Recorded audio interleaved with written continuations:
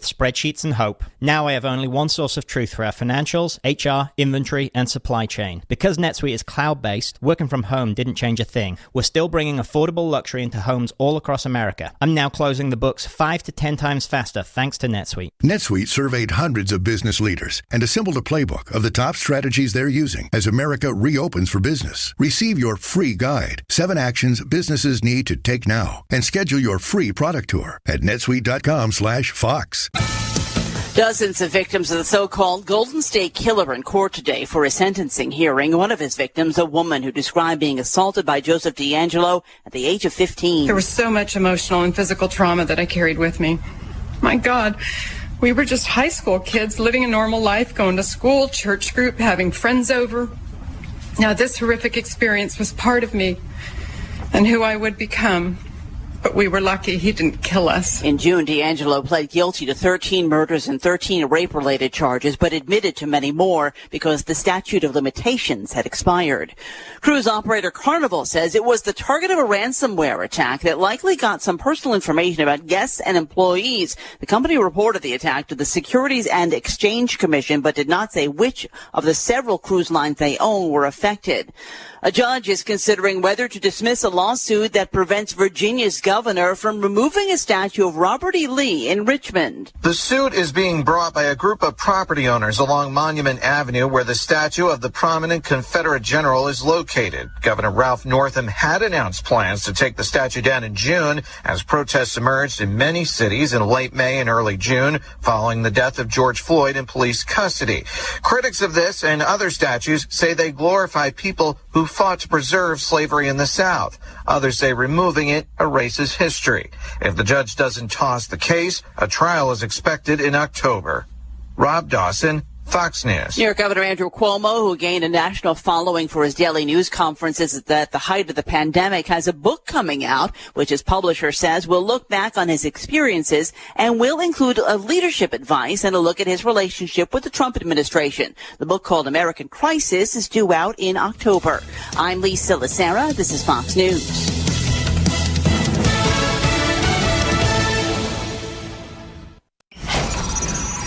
Studies show that more and more teenagers are leaving Facebook, but where are they going instead? Apparently to the hottest new social media site in years, the comments section of this YouTube video of a deer running in slow motion. Already, its comment section is seeing over 30 million active users. Facebook isn't giving up so easily, incorporating images and videos of deer, elk, reindeer, and even moose into their layout. But teens say that misses the point entirely. In fact, the site's one unwritten rule: don't post anything about the video itself. Teens say that's not cool. But with more and more people swapping over to the comments section of the slow motion deer video by the day, some trend watchers warn it may begin going the way of Facebook. I was obsessed with it for a while, but now it's just boring. I'm probably going to switch over to Happy Fast Kitchen. While we don't know for sure, we believe Happy Fast Kitchen might refer to the Yelp page for a Chinese food restaurant in Cleveland, the new social media site where musician Skrillex recently dropped his latest album. This is the Onion News Network.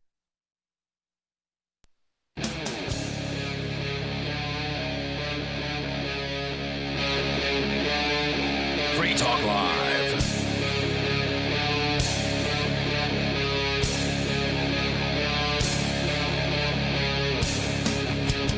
This is Free Talk Live, talk radio that you control. You can call in to talk about whatever is on your mind. That toll-free number is 855-450-3733. And with you in the studio tonight, it's Aria. It's Ian. And Conan. And in case you thought 2020 couldn't possibly get weirder, it absolutely has, with North Koreans now being ordered to hand over decadent and bourgeois pet dogs for restaurant meat because the country is being rocked by food shortages.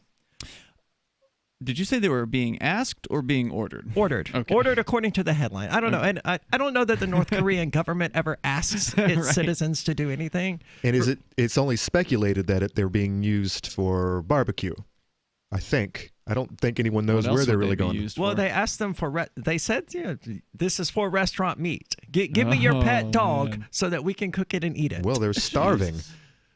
I had not heard that they were this bad off over there in recent years. I think it was in the 1990s where they had an actual famine in North Korea, where people were plucking and eating grass making grass soup if they could find it. This was really bad times back then.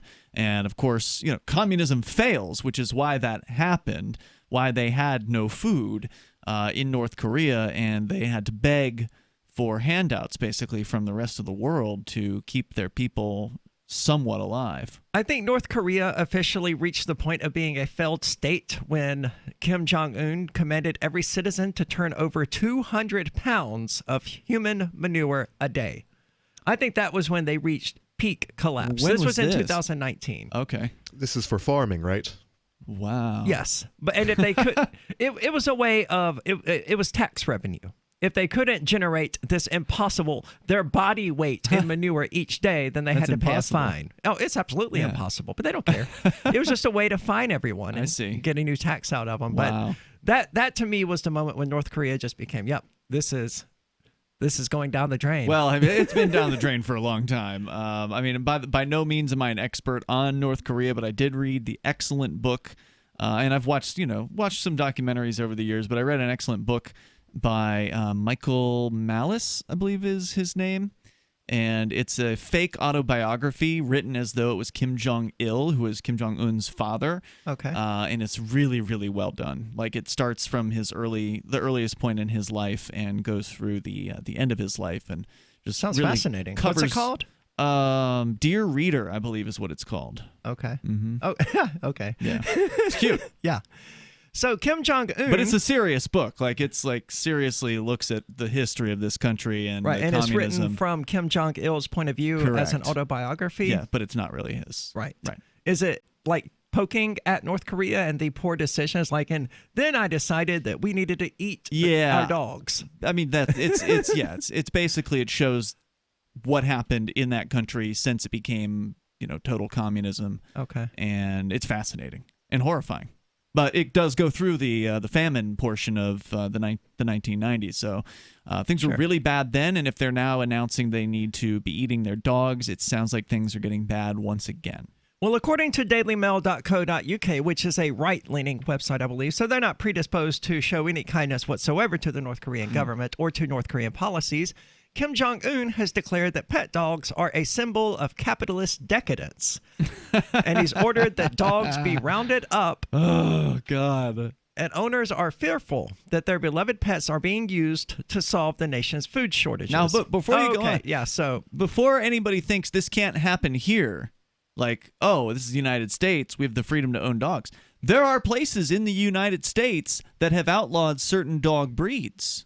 There are. Like pit bulls, for instance. I think they're illegal in California. Yeah, I'm not sure which states that maybe Colorado sort of rings my bell on that one, but I'm not 100%. Certainly there are like some counties or some cities, I think, who've done it as well. So don't think you're not, that wherever you are, if you're in the United States, you're somehow exempt from this. This same madness, I mean, they're probably not eating the dogs. No, and I don't appreciate the Daily Mail's headline in light of this, because they're not being ordered to hand over their dogs because it's decadent and they need restaurant meat. That's just what the dog owners are fearful of. Understandably, but that's not what's being said here by Kim Jong-un. He's not saying, give us your dog so that we can cook them and eat them. He's saying, hey, it's now illegal to own a dog. Well, he has to create some excuse. So he says, all right, we have a problem. We're out of food. He doesn't have to. I mean, he's the all-powerful dear leader. He can say and do what he wants. So he's not. Yeah, but if he tells his people, oh, by the way, this great country of ours, and I'm your dear leader and all. Sorry, we're gonna have to start eating dogs like all the time, even though they kind of like eating dogs. I don't know if that's true or not. The story gets into that. Okay. The North Koreans definitely like dog. I have no comment. Dictator Kim announced in July that owning a pet is now against the law, denouncing having a dog as a tainted trend of bourgeois ideology. Authorities.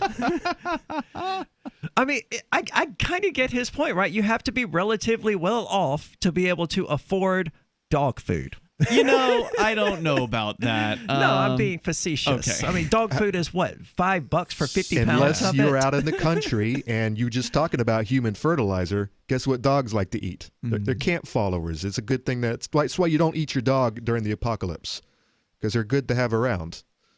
There's a lot of arguments for don't eat your dog. They're very important. They're warning alarm clocks. You know, they scavenge behind humans and clean up the mess. I tend to just not eat my friends. There's plenty of poor people that have dogs, so yeah, it's definitely not a richer thing. Yeah. Authorities have identified households with pet dogs and are forcing them to give them up or forcefully confiscating them and putting them down, a source told South Korea's newspaper. No, okay. I'm not going to go out on defending here North Korea or anything like that, but Mark, is that you? It is hard to get information out of this place. It absolutely is. So, I mean, you're dealing with a source telling a South Korean news agency that this is happening. If there's not video of, Kim Jong-un, and of course now we got deep fakes, so who knows if any video is even real, but, if there's no real evidence that Kim Jong-un is doing this, then all we are really going on is just a report from a source. And sadly, it's hard to get any independent sources in North Korea to report on anything because it's illegal to be anything except for the government news. Remember, in North Korea, they have radio, but it's all locked to the same channel. So if you have a radio in North Korea, and there's only the state television channel as well, right? Yeah, you turn it on. Or you turn it off. Can you imagine living in that? And maybe you can't even turn it off. I don't know. But you can't change the channel because there are no other channels on North Korean radio. Can you imagine living in that, man? No, I can't.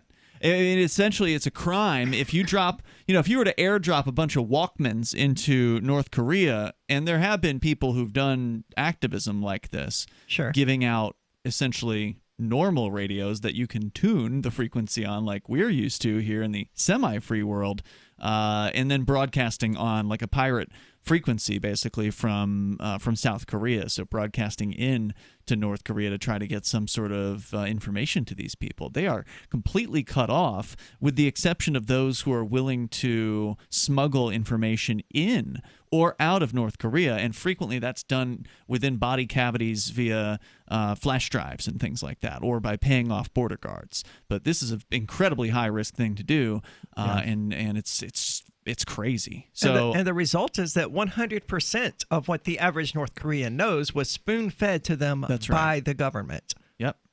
And how do you know if it's difficult if you're somebody who's against the government there. You have to be very, very careful with who you talk to. You can't say that to anyone. Right, because somebody could know, they could be on the inside of the party or whatever, and then they turn you in, and before you know it, you and your family are in a prison labor camp.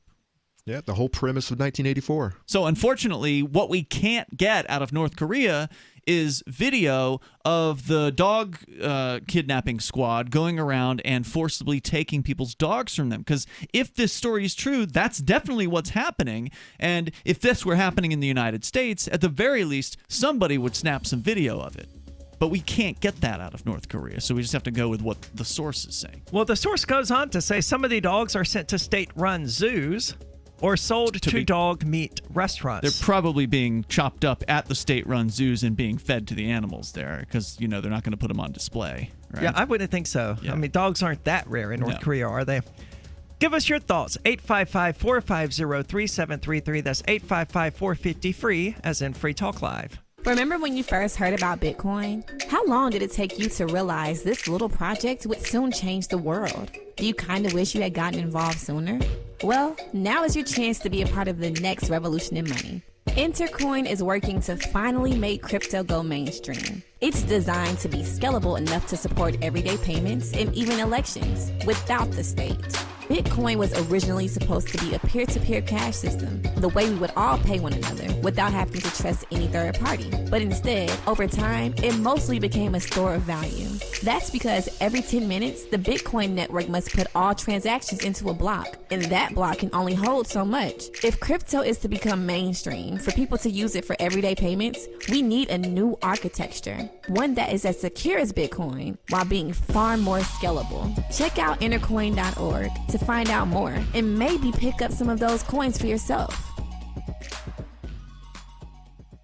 News from news.bitcoin.com. Chinese banks limit customers' ability to buy gold. Chinese flooding and potential dam collapse threatens many Bitcoin operations. Withdrawals from crypto exchanges increase, indicating perhaps more people are holding their coin for themselves. Tentative agreement met to stabilize Bitcoin Cash mining in conjunction with the currency's third birthday. Bitcoin.com is your source for getting started with cryptocurrencies, getting a wallet, buying Bitcoin Cash, mining, and all the latest cryptocurrency news at news.bitcoin.com. Do you want more businesses accepting Bitcoin Cash and Dash? Now with AnyPay, you earn passive income for every purchase at those businesses. Finally, a financial incentive to spread Bitcoin Cash and Dash. You made it happen, so you get the rewards. Download the AnyPay Cash Register app and add your cryptocurrency wallet addresses. Then install it at a real-life business and tell us what you did at anypayinc.com. anypayinc.com. Uncovering the secrets and exposing the lies. That's what the readers of freedomsphoenix.com get every day. freedomsphoenix.com, constantly providing the information, the real news about government policies, and the real relationship we all have with the coercive government, the real condition of the economy, innovations in technology, breakthroughs in energy, health, and computer science. Learn the truth well before it's admitted to in the lamestream media. The corporate media, nothing more than distributors of government propaganda, but now there's an alternative. freedomsphoenix.com. Constant news updates on the issues that affect your life in the most important ways. With liberty and property under constant attack, freedomsphoenix.com provides the understanding behind the propaganda, and it encourages the participation of its readers. Go to freedomsphoenix.com. That's freedoms with an S, phoenix.com. freedomsphoenix.com. The revolution between the ears has already happened. Some of you asked, and now we've delivered. LRN.FM's live Keene, New Hampshire studio shows are now streamed in HD on Twitch. Visit our channel at twitch.lrn.fm and give it a follow. If you have Amazon Prime, you get one free subscription on Twitch. If you use it on our channel, Twitch will give LRN.FM a monthly piece of your Prime subscription cost. So please watch, follow, share, and subscribe to twitch.lrn.fm. That's twitch.lrn.fm. Bitcoin.com has launched a trading platform at local.bitcoin.com, allowing you to buy or sell Bitcoin Cash via dozens of payment methods like PayPal, Venmo, bank deposit, remittances, or meeting in person with cash. There are no ID requirements to sign up for and use the site, and all communications between buyers and sellers are encrypted. Finally, a global trading platform that respects your privacy. Visit local.bitcoin.com to get started trading Bitcoin Cash. local.bitcoin.com. This is the Liberty Radio Network, broadcasting the latest liberty-oriented audio content 24 hours a day at LRN.FM.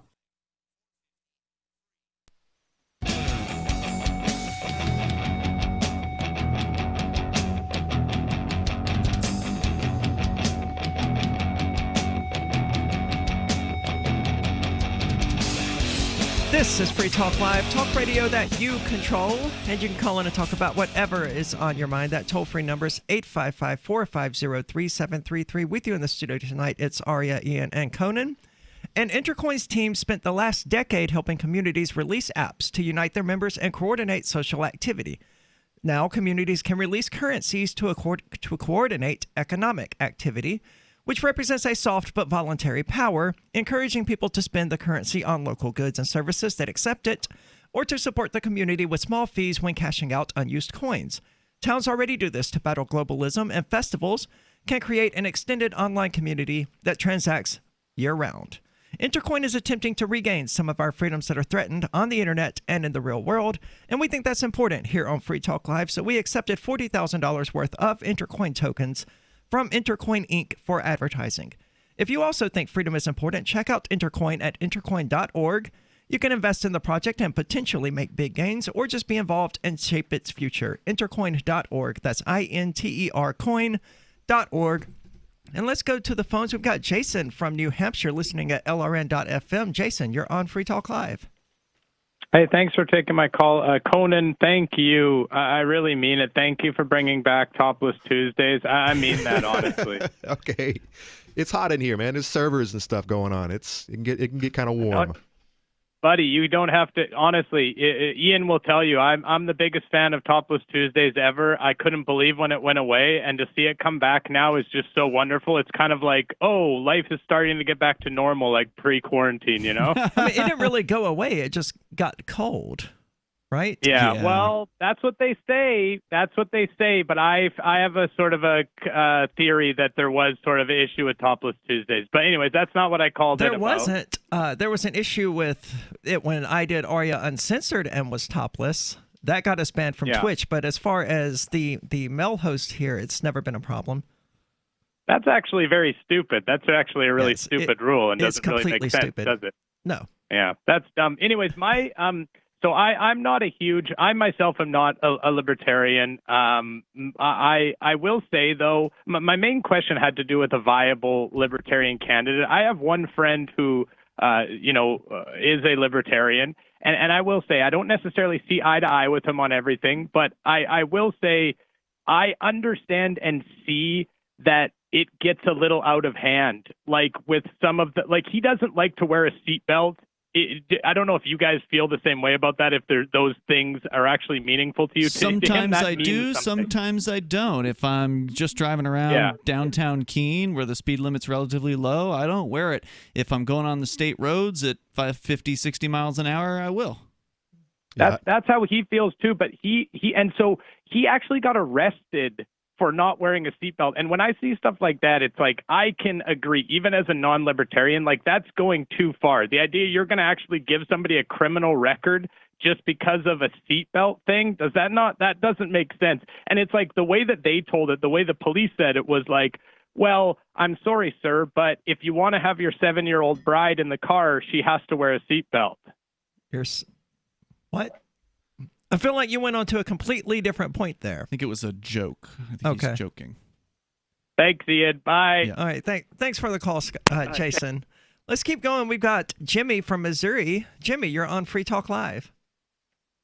I don't know if you guys heard, but yesterday, Trump actually said that he was going to pardon someone, a very important person today. And, I was thinking maybe it'd be Ross Ulbricht or Snowden or... Well, he specifically said that it was not that. going to be Snowden, apparently. Yeah, and it turns out... When is he issuing this pardon? Susan B. Anthony. He made it sound like it was relatively soon. The caller here said it was supposed to be today. Yesterday, the news was that he was teasing that he was going to issue a pardon. He was not saying for whom it would be issued, but he did specify that it would not be Edward Snowden at this time. It was Susan B. Anthony. Oh, today. dear God. Really? Yeah, Susan B. Anthony. What did he pardon her for? Of? She got for her arrest when she went and voted back in the 20s. So he pardoned a dead person? Yeah. Well, that's so government at its finest, man. She was anti-slavery, apparently? Susan B. Anthony? I thought she was just a suffrage. Yeah. Well, I don't know. I know she was a suffrage woman, and says here she collected anti-slavery petitions at the age of 17. Right. Good for her. That's absurd. So he wasted his time to pardon a dead person. Well, it's symbolic. Exactly. I mean, politicians do symbolic things all the time. Yes, and they waste time in so doing. Well, I mean, would you rather he spend his time doing something that actually hurts somebody? Okay, fair point. Mm-hmm. I'd rather he spend it like golfing or doing nothing. Yeah. The question is, how is the left going to react to this, or have they already? Because everything he does. The first article I saw said he was undermining Susan B. Anthony's wishes by pardoning her. So I think that's probably the left's reaction. Well, they hate everything that he does, and they have to come out against everything that he does, and so he does this good thing. How do they spin it?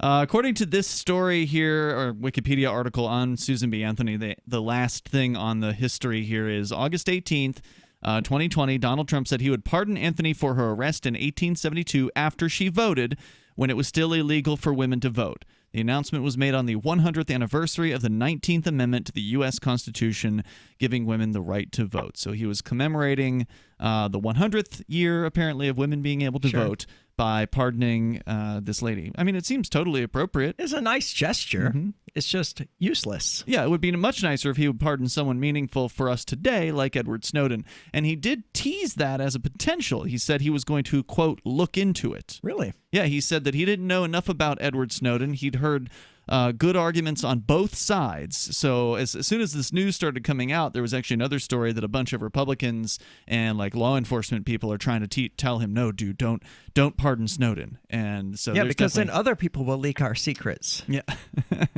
Well, also here's the thing: even if they do pardon Snowden, I hope Snowden doesn't come back to the United States, because just because they've pardoned him on these charges doesn't mean that they wouldn't cook up more charges the second he, sets foot back into the U.S. If he gets a pardon, he needs to stay the hell out of the United States for the rest of his life. That is way too risky to come back here. I would agree. Jimmy, thank you so much for the call. I hadn't heard anything about this pardon, so this is all news to me. On the subject of Snowden, I mean, you're absolutely right. We saw what the government did to Chelsea Manning. Right. Barack Obama They let her out and put her right back in. Yeah, next thing you know, she's right back in jail, being fined, I think it was $5,000 a day for refusing to testify. I don't remember the exact amount, but it was absolutely absurd. Mm-hmm. And that's the way the government does things. So, yeah, even if they pardoned Edward Snowden, if he came back, they would immediately nail him for something else. They absolutely would. Yeah, because that's what they do. So a recent UN because they're report... evil. Getting back to this story from Korea, the recent UN report stated that as many as 60% of North Korea's 25.5 million people are facing widespread food shortages. Oh, boy. And this has been worsened by international sanctions imposed on the regime for its nuclear missile program. Yep. And I imagine COVID-19 probably didn't help that much. Well, I wonder what they're doing about COVID-19. I mean, again, you don't get any real news out of North Korea unless it comes through the state news agency. So who knows? Well, you typically don't get immigration either. So it would be difficult for COVID-19 to even spread to North Korea. Oh, presumably. Yeah, I don't know. 855-450-3733. Maybe you know. Have you heard anything about North Korea and COVID-19? Give us a call and let us know. Divvy's been a pretty good investment for Free Talk Live. Their ad campaign started in September 2019, and from mid-March to mid-July, the values soared by 10 times. It's not too late. Divvy's new wallet hasn't even released yet, and other things are happening that I can't even say on the radio. If you want to invest and potentially do well, go to DivvyProject.org. I can tell you that FTL is deepening its partnership with the guys from DivvyProject.org. Past performance is not an indication of future profit. DivvyProject.org. DIVI Project.org. News from news.bitcoin.com. Chinese banks limit customers' ability to buy gold. Chinese flooding and potential dam collapse threatens many Bitcoin operations. Withdrawals from crypto exchanges increase, indicating perhaps more people are holding their coin for themselves. Tentative agreement met to stabilize Bitcoin Cash mining in conjunction with the currency's third birthday. Bitcoin.com is your source for getting started with cryptocurrencies, getting a wallet, buying Bitcoin Cash, mining, and all the latest cryptocurrency news at news.bitcoin.com. Why did you move to the Shire? I moved here to the Shire because there's other people around who take liberty just as seriously as I do. I moved to the Shire because I saw videos of people challenging authority and thought that I could get support myself. It called to me, like, do this, right now. I wanted to be around people like me who got it, and once I got here, I knew there was nowhere else that I wanted to be. I've always wanted to change the world, so I moved to the Shire to join people who were actually working towards doing the same thing. The people here are awesome, loving, and positive. It was for the adventure and for the feeling of something important is happening here, and I just wanted to come to sort of be part of that. Visit ShireSociety.com to read and sign the Shire Society Declaration and learn the reasons why, if you love liberty, you should immigrate to the Shire. Plus, connect with others via the forum at ShireSociety.com. That's ShireSociety.com. Is oral health important to you? If you don't like your own teeth, fresh breath, or kissing people, then by all means, stop listening. Several years ago, I met Jessica Armand, founder and CEO of My Magic Mud, and I became passionate about the product that she created and never want to live without it. It's clinically proven to whiten teeth, but I find it does much more. They want you to love My Magic Mud as much as I do, so they're giving you a money-back guarantee plus 20% off. Go to MyMagicMud.com and use coupon code FTL20 at checkout. MyMagicMud.com, FTL20. So you've heard all 3 hours of the latest episode of Free Talk Live, and you're still hungry for liberty-oriented audio content? Did you know that we have another 24/7 audio stream at LRN.FM? The Liberty Radio Network airs the latest episodes of some of the best liberty-oriented podcasts on the internet around the clock. In addition to recorded content, you'll also hear live shows like Free Talk Live, originating from our Keene, New Hampshire studio. So listen anytime at LRN.FM. That's LRN.FM. So the protection of life, liberty, and property is what the Free State Project is all about. But it's an effort to move 20,000 people who understand. It's about demonstrating to the entire country that, yeah, we can have a free market, a truly free market. Making it just a freer, great place to live. It's the world's largest voluntarist libertarian community, and it's only getting bigger. That's amazing, to be able to move to a place where other people passionately believe in being free and independent. What the Free State Project is managing to do, though, is to put their money where their mouth is. It's physically getting up across the country and saying, let's go someplace and let's demonstrate the power of these ideas. There's a lot of kind of philosophy that surrounds liberty. There's a lot of thinking about it and talking about it. But here in New Hampshire, people are doing it. 101 Reasons Liberty Lives in New Hampshire, a documentary by Free State Project Early Movers. Watch it free at 101reasonsfilm.com. 101reasonsfilm.com.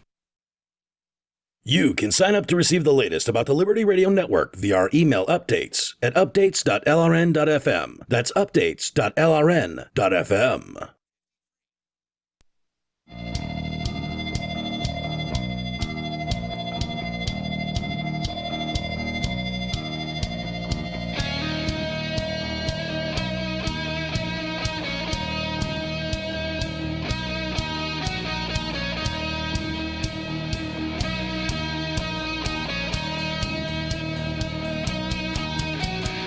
This is Free Talk Live, talk radio that you control, and you can call in and talk about whatever's on your mind. That number's 855-450-3733. With you into the studio tonight is Aria, Ian, and Conan having a discussion about grass soup and barbecued dog. Evidently seems to be those are the staples of the common man's dinner in North Korea because of decades of mismanagement under a communist regime that doesn't know what it's doing, sanctions that have been imposed on it, pandemics, and just all kinds of government restrictions that prevent people from actually being productive and solving these sorts of problems.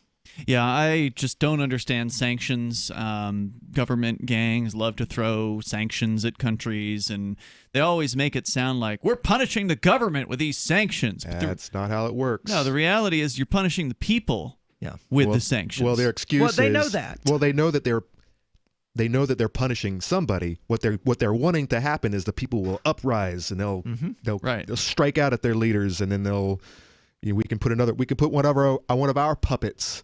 But the North Korean people have probably no idea that the United States has imposed sanctions against them. Well, I mean, there is an active propaganda campaign against the United States within North Korea. Sure. So there was a documentary. But would they really tell their people, hey, the reason you have to eat grass and dogs is because the U.S. government won't give us money? They might. Really? Yeah, they might do that. Because they've definitely positioned the U.S. as sort of the great Satan or the great evil or whatever. So why would they want money from the great Satan? Well, I mean, I don't know. I know that, for instance, there are allegations that whenever there's the rolling blackouts that happen, they blame that on the United States. Of course. Right, but it's not the United States running the power plants, right? Right. It's the North Korean government doing that, but they'll blame the United States for sabotaging the power plant. So we're constantly under attack from the United States if you're in North Korea, even though they're not dropping bombs, they're doing these other things like sabotaging things like maybe the food supply. So it would be totally plausible for them, from their perspective, to say to their people, well, we were going to give you this bountiful harvest, but unfortunately the U.S. government sprayed our crops with insecticide or poison or something like that, and we lost the whole crop. Hey, we produced 200,000 shoes this quarter. Unfortunately, the U.S. government... They took them all. It was a spy operation, right? So who knows what it is what story they're cooking up. It's tragic. Let's go to the phones. We've got Gulf Coast Tom calling from Florida. Tom, you're on Free Talk Live. Good evening, folks. Hi, Tom. Hey, what's on your mind? I'm a long-time listener, first-time caller, and I wanted to talk about Ian's mask issue. Okay. So I came up with an What was analogy. my issue? Sorry. You don't like wearing masks. Oh, yeah. I don't think it's just me, though. I think everyone in the room qualifies for that. I feel more comfortable picking on you. Okay, go right ahead. Anyway, I came up with an analogy. Let's suppose you develop this condition where every time you walk out into the sunlight, bullets shoot out of your belly button and kill people all over the streets of Keene, New Hampshire. This is a bad This is analogy. pretty stupid. Okay, but go ahead. We're off to a And solid somebody start. somebody walks up to you from the side and says, "Ian, I know where you can get a reverse Kevlar vest that'll keep your bullets from killing people." Now, would you feel bad about the people that were getting shot, and what would you do with that new information regarding the vest? This is a ridiculous question. It's ridiculous. You're Yeah, it's a shooting out ridiculous bullets. question. You're shooting out microscopic bullets that could be killing Ridiculous. people and filling up refrigerated trailers. You know what? Sure. No one gave a damn about that before this year. And if Ian had COVID-19, you might possibly have an analogy. My rights don't end where your fear begins, sir. Yeah, but if you're shooting out killing things, that's if. Then there's a problem. You have not You have to proven proven anything. that Ian has COVID-19 before your analogy holds any water. Let's suppose he took a test today and we found out he has been shooting out these viruses. Would that make a difference? So No, if you it find really out you're wouldn't, honestly, because... Would you even get tested? No, Would I'm you not go going to a test? No, I'm not going to do that because it's not a guarantee that you're going to die from simply being in my vicinity, sir, if I have a cold or if I have the flu or if I have COVID-19. And if you're going to live your life in fear like that, then really you don't belong outside of your home. You really should just stay at home all the time Even if you and see hire bullets, certified people don't always COVID-19 die. free people to bring you everything that you need in your life so you can have your nice little life at home without any kind of threats coming in from the outside. This is a one period of time in a pandemic where It's not a pandemic, sir. People dying, 170,000 people dead. I don't know a single one of them. Do you? Yeah, I know people that know people. I mean, I know people. Actually, that know people. that's always Actually, not what I asked you. know Thomas Knapp, right? What happened? Thomas Is he Knapp, dead? his mother died of Oh, COVID, wow. of How old complications was she? arising from COVID-19. How old was she? 'Cause she- I know Tom's in his 50s, I She, think. she was presumably older than that. Yeah, I'm going to guess she was probably in her 80s.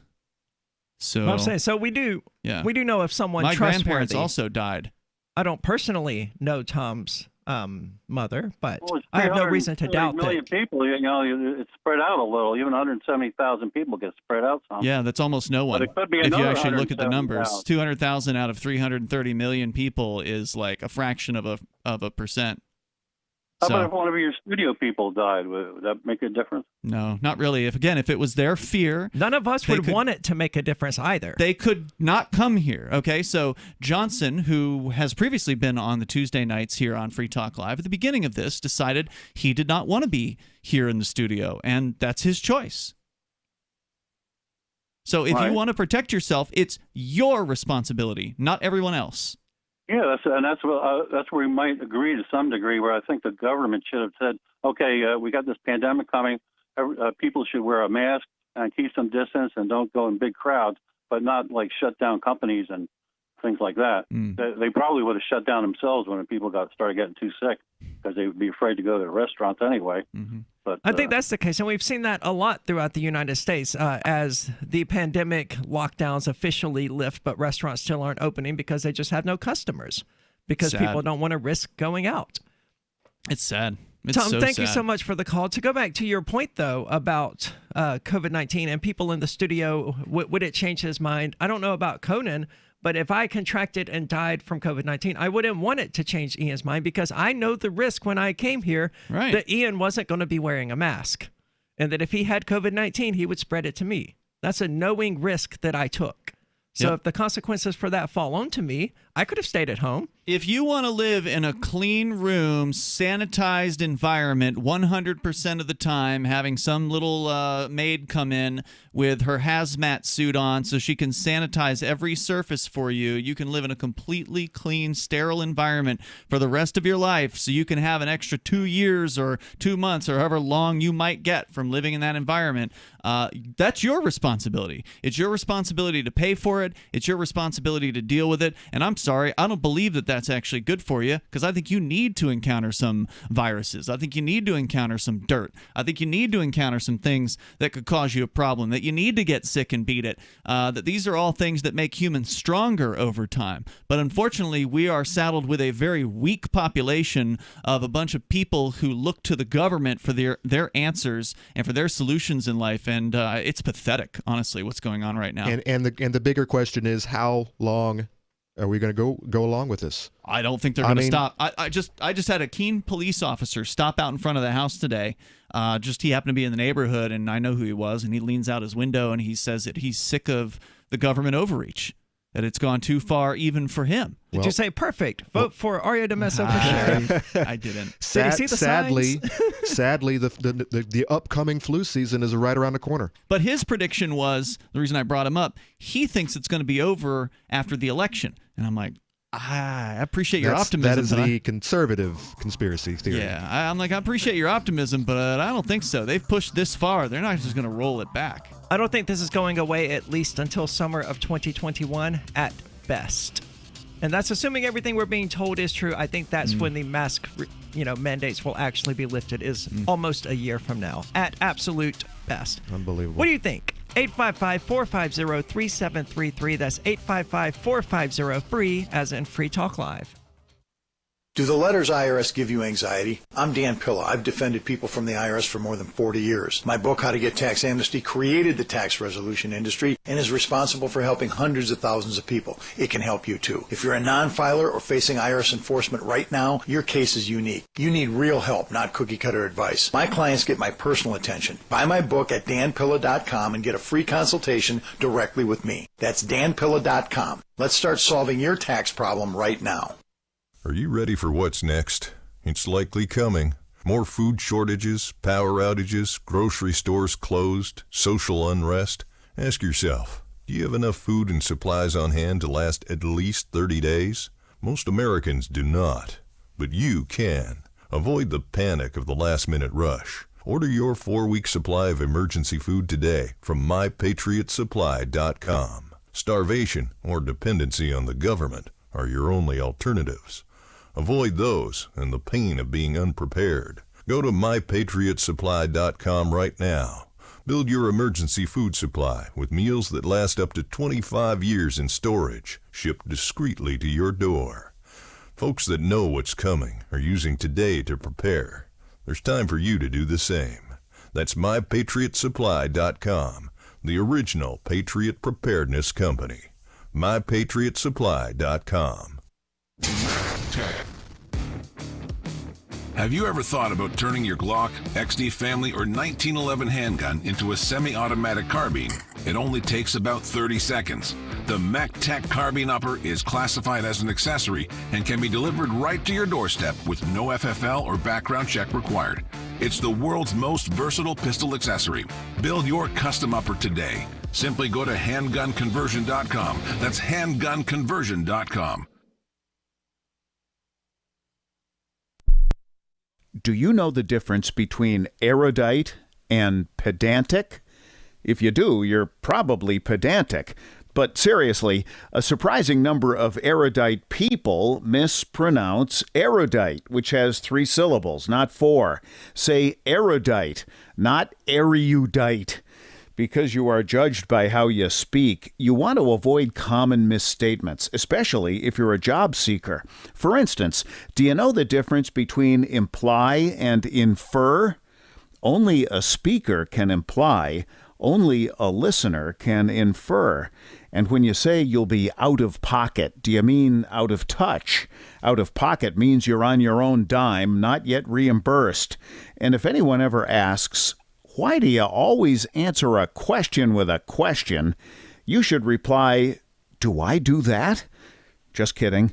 From survivalspeech.com, I'm Holland Cook. If you want to know the latest about Free Talk Live before we go on the air, all you need to decide is how you want it delivered. It's your choice. Visit news.freetalklive.com to receive our usually weekly news updates by email. Plus, we have a Twitter account at twitter.freetalklive.com, and you can follow us on the decentralized Mastodon platform at toot.freetalklive.com. So please follow us at toot.freetalklive.com and sign up for our emails at news.freetalklive.com. There are basically two types of advertising, direct response and branding. Radio's great for direct response with its low cost to listener ratio, but audio can't be beat for branding, which is a longer-term endeavor. You want to be the first thing that someone thinks of when they think about your product or service. If you have a local business that you want kept top of mind in your community, call the station. If you need national reach, Free Talk Live's got around 200 radio stations, millions of monthly listening sessions, can suit all budgets, and if we don't think we're right for you, we'll tell you.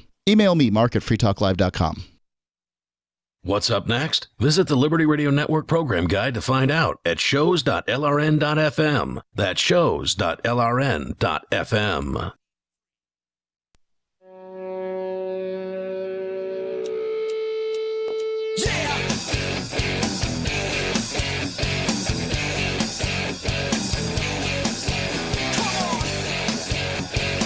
This is Free Talk Live. Call in, take control of the airwaves, and tell us what's on your mind. That number's 855-450-3733. With you in the studio tonight, it's Aria, Ian, and Conan. And we've been talking about what's happening in North Korea, or what is reported to be happening in North Korea, because as we remarked earlier, it's extremely tightly controlled as far as what information gets into the country and what information gets out of the country. I presume the source that leaked this information to the South Korean newspaper here was technically committing treason as far as the North Korean government goes. Probably. So they have to all be anonymous, and at that point you're relying on anonymous sources to tell you what's going on in North Korea, and it's questionable at best, but based on it correlates well to all of the other stories about people eating grass and being ordered to provide unreasonable amounts of human manure every single day. It's a mess. And it doesn't look like it's getting any better. But before we get too deeply into it, are things going to get as bad here? We've got Peter in North Carolina. Peter, you're on Free Talk Live. How are you doing tonight? Good. What's on your mind? Yeah, I want to talk about those Jews and Israel being fucking niggers. Okay. Saw that one coming. Yep. Thanks for the effort. Now, of course, we are a national radio show, so we do have a dump button here that allows us to keep your nonsense from getting on the airwaves. So, A for effort, I guess. So much for the master race. Right? Can't imagine what a dump button might be. They all sound like a bunch of morons to me when they call in, and they've been calling in this week. Oh, okay. Yep. What is taking about that place? Probably would have been great. They don't have enough Cantwell to listen to? I don't know, man. They're constantly bored. fighting amongst each other. Or teenagers. Yeah. And 4chan, QAnon, I don't know what they're doing, man. But they're crazy. So getting back into this story from North Korea, evidently it's true. Dog meat has long been considered a delicacy on the Korean peninsula. Although the tradition of eating dogs is gradually fading out in South Korea, still an estimated 1 million dogs are reared on farms to be consumed every year in the South. That doesn't sound like it's fading out very much. Well, it might have been 10 million before. Still, 1 million dogs a year. That's a lot of dogs. Well, and what's the population, like 10 million? I do not know. What, in South Korea? North Korea. Well, this is they're South talking Korea. about South Korea, because that's the only place you can get numbers. And it's 1 million dogs per year. Man's best friend is still a staple on the menu in the North, and I don't know how to tell the Daily Mail this, but it sounds like it's also still a staple on the menu in the South. Well, however, South Korea has about 50 million, 51.6 million, and they estimate that North Korea has 25 million people. So roughly, I don't know, how many people does one dog feed? I don't know. It depends on the size of the dog. I don't even want to know the answer to that question, actually. Do you charge more for a Chihuahua because it's a delicacy?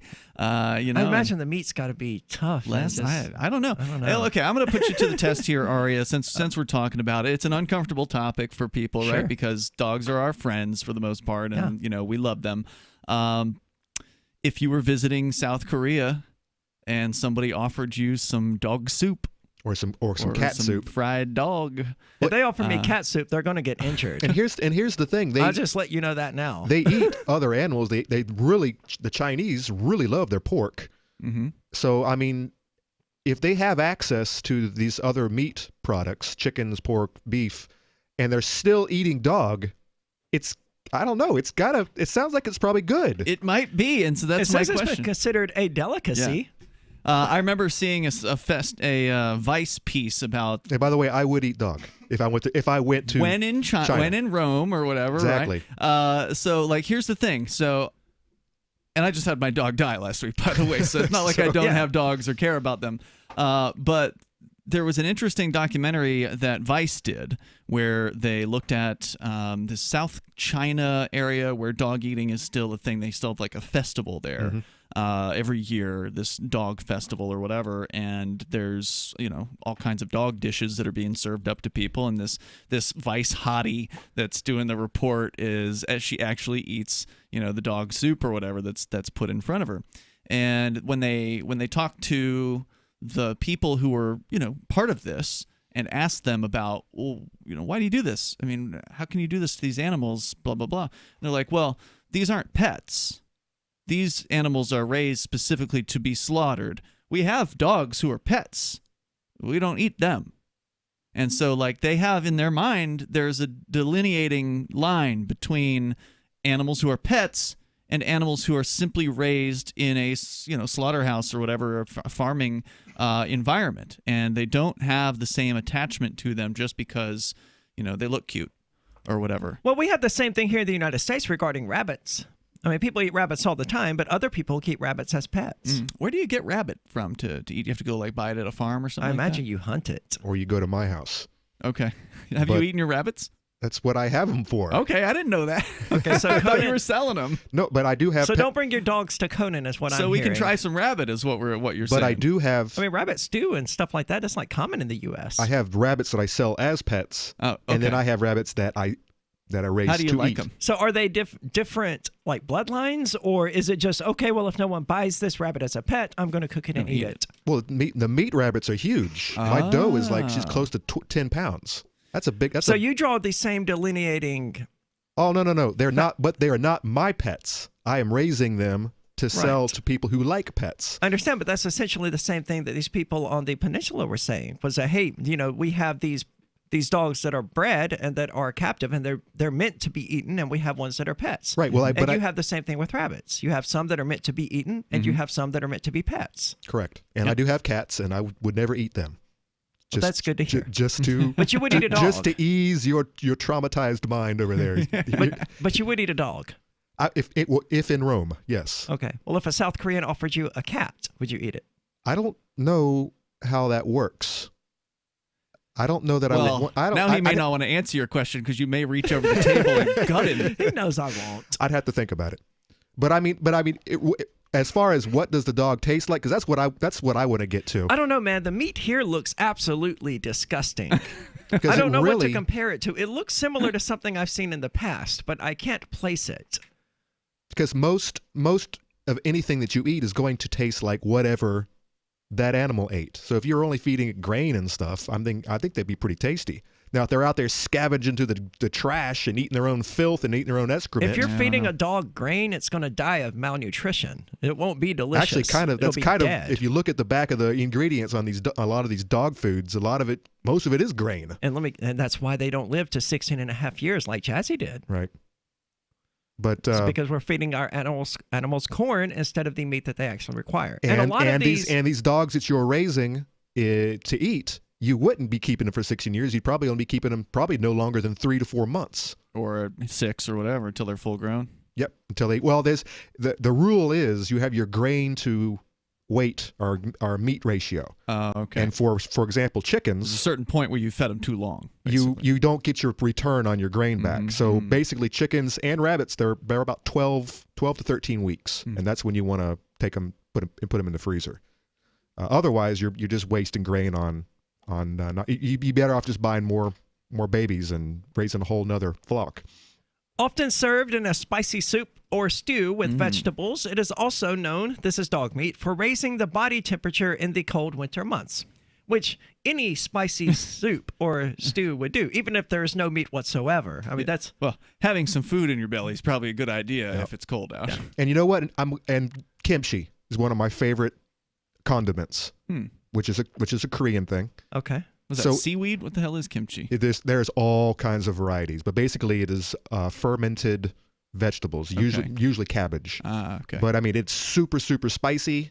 And I'm thinking that they probably are eating their dog with some kimchi on the side, and I'm like, I'm already there. I'm already. Jesus, Conan. This is a good topic. It's making me hungry right now, actually. And I just ate not long ago. I'm ashamed to know both of you right now. Hey, end of the world, 2020. You gotta. You're gonna have to probably start dropping your guard and taking up some skills some traits that you've that have been alien to you all your life. It might be you might be eating your cats. So what does a bunny rabbit taste like? Even if I was willing to eat a cat, which I absolutely would not, no matter how hungry I was, even if I was willing to, it's a bad idea. And they learned that during World War II in Russian cities that were under siege. Starving, they ate all their cats. And the result was that they got swamped by rats. Yep, this is the same. Really? This is bubonic plague as well. We got to kill these. We got to kill these witches cats. These devil cats. I heard on the radio that the rats are killing each other now in like New York City. Really? Yeah, because there's not enough. Because they weren't wearing masks. No, it's because there's not enough garbage. It's because there's zombie rats. People are leaving the city, and people aren't eating out like they used to. So there's not as much trash for them to forage, and so they're killing off each other. That sounds like somewhat effective pest control, at least. I don't know. What are your thoughts? Would you eat a dog? Have you ever eaten a dog? Give us a call. Let us know. 855-450-3733. Got shaving irritation? Shave Secret shaving oil can help stop it. Shave Secret doesn't cost much and is an all-American product. My name is Chuck Howard, and I developed Shave Secret and pioneered its use starting back in 1991. Ingrown hairs drove me nuts for years. Shaving oil changed all that. Why put up with ingrown hair, bumps, red rash, nicks, and cuts? Shave Secret provides men and women with what we believe is the best shave ever. Our proprietary blend of 100% natural base and essential oils plus a hint of menthol was designed to help eliminate shaving irritations like ingrown hairs, bumps, red rash, nicks, and cuts. We'll lose those shaving irritations. Available at Super Walmart, H-E-B, Wegmans, Giant Eagle, Discount Drug, Navy and Marine Exchanges, Amazon, and ShaveSecret.com. Use the code FTL for Free Talk Live and get a discount. Shave Secret, the best shave ever. Looking for a great real estate investment? Consider New Hampshire, which is ground zero for the Liberty Movement. Your first call should be to Mark Worden from Porcupine Real Estate. He's more than just a real estate agent. He's your New Hampshire concierge. Where are the best places to live? Do you want farm, city, the burbs, or forest? Do you want a duplex or multifamily building so that renters pay your mortgage? There are homes in all price ranges in New Hampshire, and Mark can help with financing too. Invest in Liberty and property. Mark Worden can help. PorcupineRealEstate.com. LRN.FM now has a Discord. Discord is a free text and voice chat platform, and we now have our own server with a bunch of channels at discord.lrn.fm. You can join other listeners as they chat about various things during our live shows, or anytime, day or night. Discord software is available cross-platform, so you can have it on whatever device you want and take your chats anywhere. Join our Discord at discord.lrn.fm. That's discord.lrn.fm. You're listening to the live edition of Free Talk Live. Hour number 2 is next after the news here on the Liberty Radio Network at LRN.FM. They did try to meddle. I'm Lisa Lacera, Fox News. That's the finding of the fifth and final bipartisan Senate report on Russian interference in the 2016 election. But the report found no evidence that the campaign colluded with Russia. The FBI,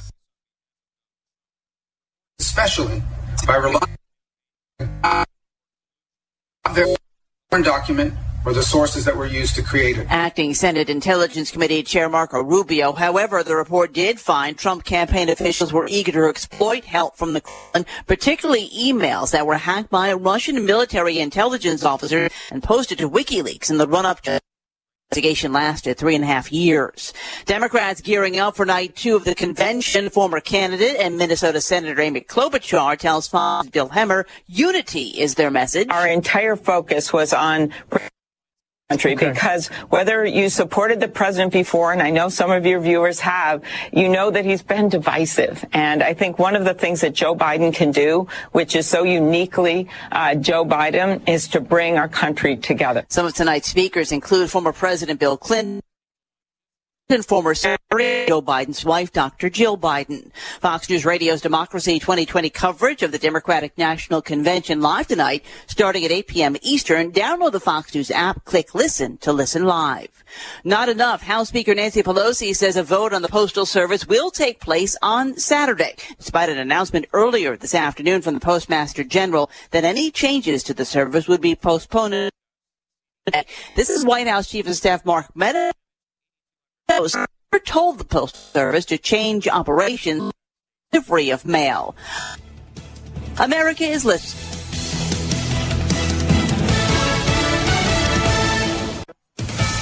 Who knew that the same company that made the twist ties around your loaf of bread also made the face shield delivered to your front door? Packaging solutions provider Bedford Industries stepped up in a big way during the pandemic with help from NetSuite, the world's #1 cloud business system. Here's Bedford's president, Jay Milbrandt. At Bedford, we saw an opportunity to retool our products to create face shields. Thanks to the visibility and control NetSuite provides, we had the agility to change our business overnight. In no time, NetSuite helped us launch our first e-commerce site and handled crucial details from licensing to order tracking. Now we're taking orders from around the world 24/7. We couldn't have done it without NetSuite. NetSuite by Oracle gives you visibility and control over your financials, HR, inventory, e-commerce, and more. Everything you need all in one place. They surveyed hundreds of business leaders and assembled a playbook of top strategies they're using as America reopens for business. Receive your free guide, 7 actions businesses need to take now, and schedule your free product tour at netsuite.com/Fox. netsuite.com/Fox.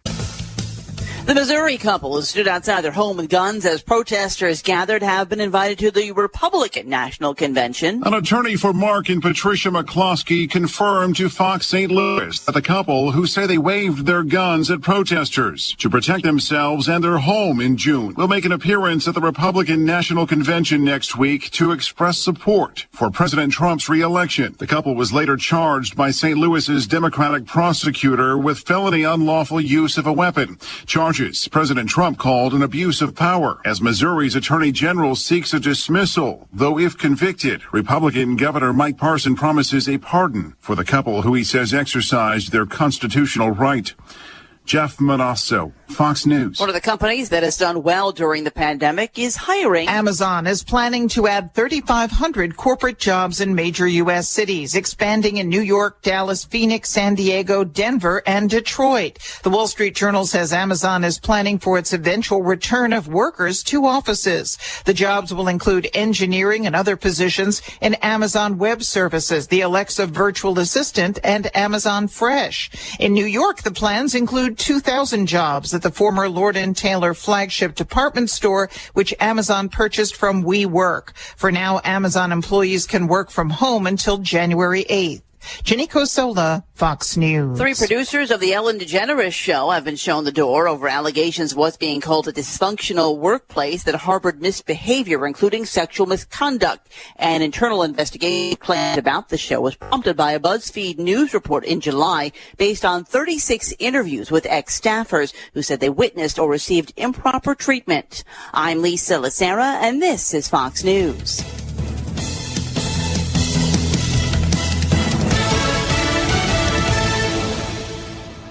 If finding that high... Police in Lehman, Michigan describe a local student's recently foiled plans to commit a deadly school shooting as, quote, embarrassingly bad. Authorities apprehended 17-year-old Trent Bayer Thursday after finding him in an empty hallway struggling to load a pathetically small caliber pistol while simultaneously attempting to unfold an inaccurate map of the school. Lehman Police Chief Ethan Holman elaborated several ways Bayer's strategy could have been more effective, including setting off a homemade explosive in the teacher's lounge, executing popular students first, and at the very least purchasing some military fatigues. You're not going to intimidate anyone by wearing a tucked-in button-down shirt and pleated trousers. In other news, a jar of change on a dresser is sadly factoring into a number of financial decisions. A teen zebra doesn't give a shit how much you honk, it's not getting out of the road. And Dad's new 20-year-old Thai boyfriend really sucks at categories. And don't forget to never ever drink Pepsi Cola, whose dipshit marketing team backed out of a full-page ad buy at the last minute. For more news, visit theonion.com/newsbeat.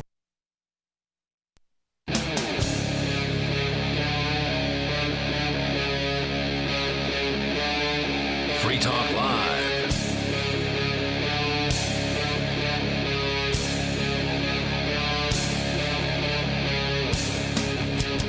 This is Free Talk Live, talk radio that you control. Join us on the airwaves. Give us a call. That toll-free number is 855-450-3733. With you in the studio tonight, it's Aria. It's Ian. And Conan. And we've been talking about the state of affairs in North Korea. Now, evidently, dog ownership is outlawed, and people in North Korea fear that it's because the dogs are being confiscated and fed to them in restaurants. But we're going to move on from that to something a little less disturbing. And that is that Trump, the master troll, the manipulator, the idiot in many cases, but he's excellent at trolling people, is at it again, evidently, suggesting that, what was it, the election results may take years to determine? Yes, indeed. He, you got to hand it to this guy. I don't agree with a whole bunch of what he does, but I got to say I have a real appreciation for his troll level. Like, he's got a pretty high level of troll factor. And he is very good at trolling. Yeah, he has envious trolling abilities. He is from the entertainment industry. Yeah, and he can really get a reaction out of people. So now, according to BusinessInsider.com, Trump, in remarks to reporters, said that knowing the results of this year's presidential election could take months or years, as he continued to cast doubt on mail-in votes ahead of an expected surge in the number of Americans casting their ballot by post. Quote, usually at the end of the evening, they say Donald Trump has won an election. Donald Trump is your new president, Trump said during the remarks at his golf resort in Bedminster, New Jersey. So it's good to know he is, in fact, out playing golf and not, being damaging of all of humanity. Saying, quote, you know what? You're not going to know this, you're not going to know this possibly if you really did it right for months or for years. Because these ballots are all going to be lost. They're all going to be gone, Trump said. I mean, isn't that the possibility with every election? There's always stories of finding a mailbox stock full of these ballots that never made it where they were supposed to.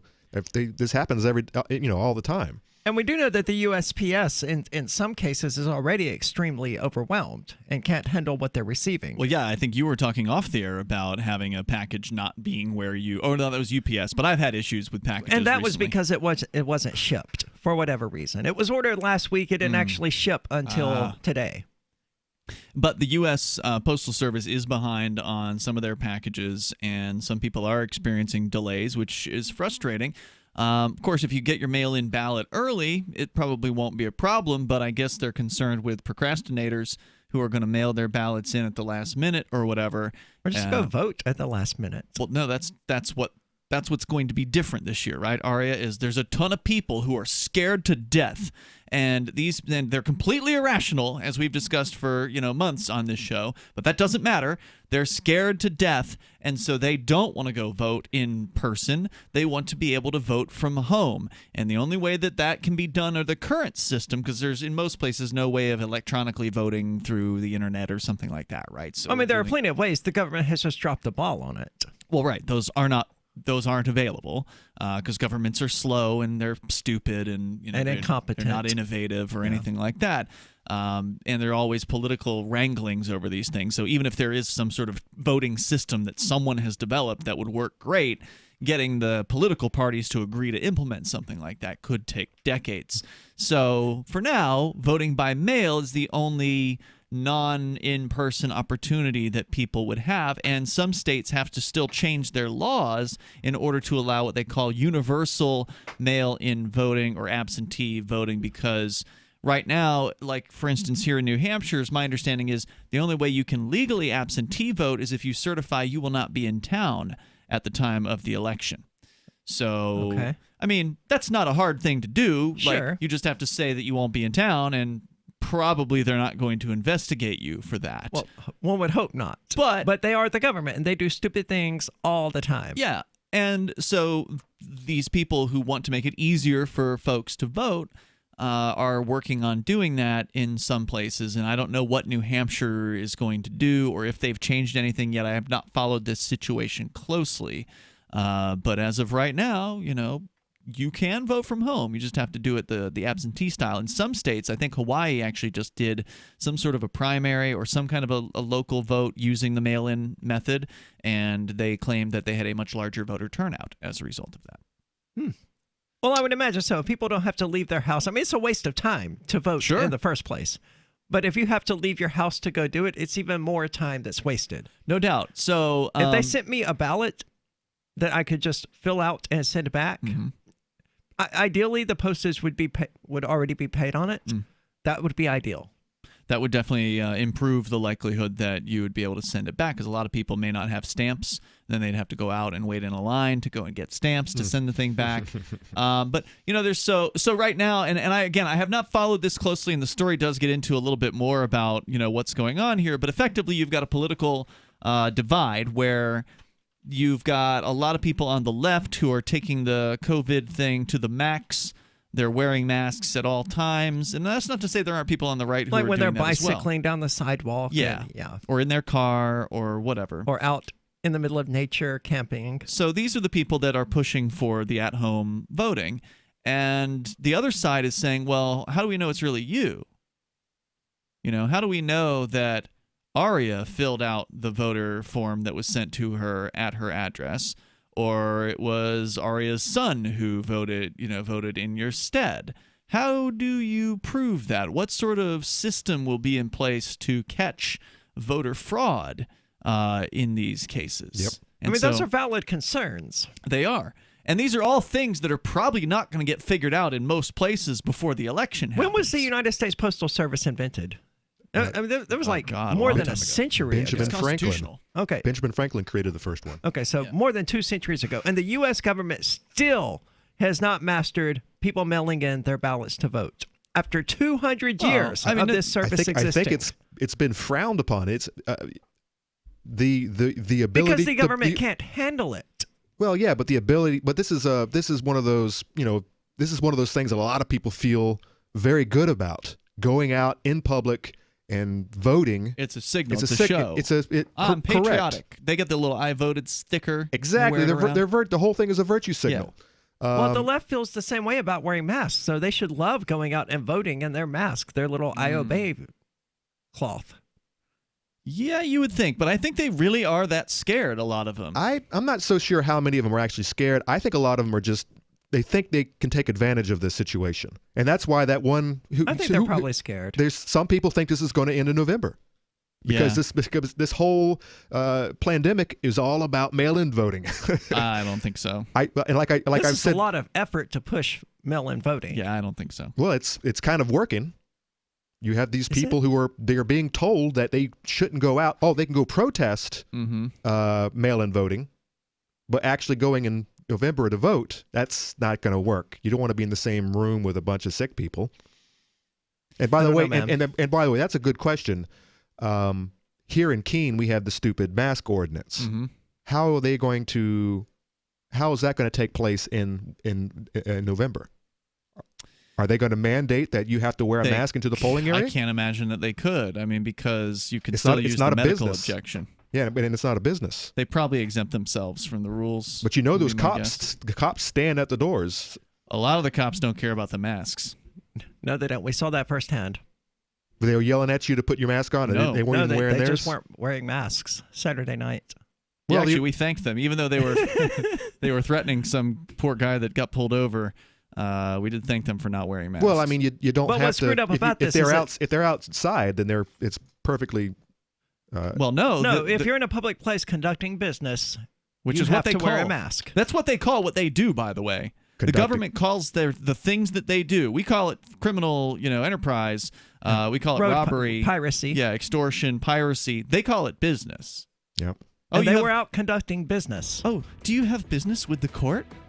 No, this is not business. I'm not here voluntarily. But they always use that term for what they do. Fascinating. It was to that the cop said something like, "I'm not going to do this with you tonight, sir." That was great. The whole thing was fantastic. But yeah, they weren't wearing masks. But these are the same people who are going to go out and harass businesses because they're not forcing customers to wear masks.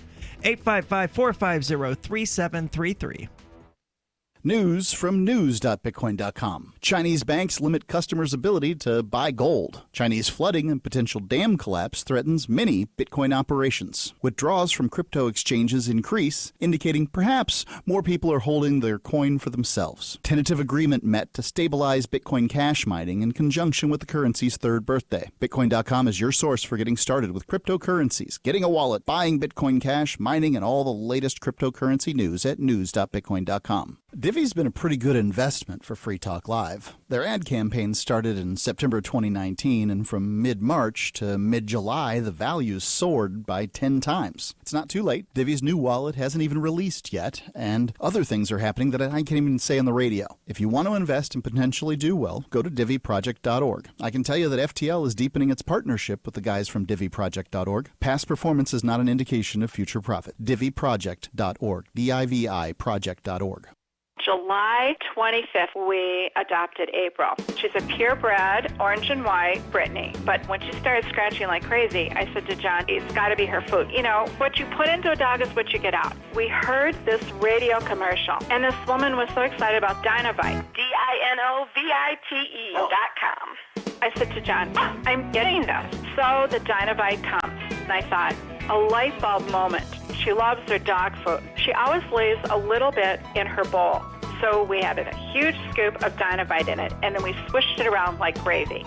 She dove into that bowl. She licked it clean. She loved it. So that's been the routine. April gets Dinovite for dessert. Her coat is now soft. It's silky. Dinovite is nutrition. She even walks like a little princess. You won't believe how happy your dog will be. On Dinovite, she's Little Miss Hollywood. DINOVITE.com. Free Talk Live. Is God against audio CDs or MP3s? No, all that technology was stolen from the angels in the first place. You wouldn't have anything that wasn't here in 1947. Why are you selling audio tapes on your website? There's only one there, which is Angels Over Pendleton, shows I see several audio of tapes the angel that we communicated with. No, you can't put video on it. You can't put video on an audio tape. I'm looking at your website here. There's a page where you've got audio tapes for sale for $6.25 each. And I bought both Nazareth and Aria Speedwagon on audio tape. On audio tape, yeah. But that was back in the 80s. Yeah. I mean, if you're getting the word, if you're trying to get the word out about, what you believe is going to happen in the future, maybe you should put it on CD and at least move into the 1990s as opposed to 1985. Free Talk Live, 7 nights a week from 7 to 10 Eastern, live on the Liberty Radio Network at LRN.FM.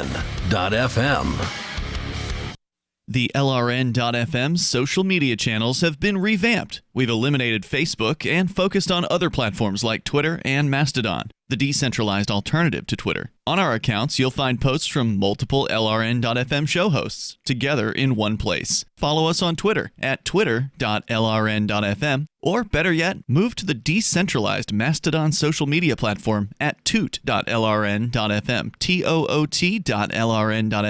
I think you'll like it. Are you tired of governments murdering people around the world? Stop using their money. There is an alternative. Bitcoin is a stateless, free market, non-political currency. Bitcoin cannot be inflated or controlled by any government. By using their money, you are helping the state. Stop doing it. You have an incredible alternative available now. Learn it, use it, spread it. Get started with Bitcoin at bitcoin.com. That's bitcoin.com. Join the LRN.FM Discord for live chat 24/7 at discord.lrn.fm. That's discord.lrn.fm.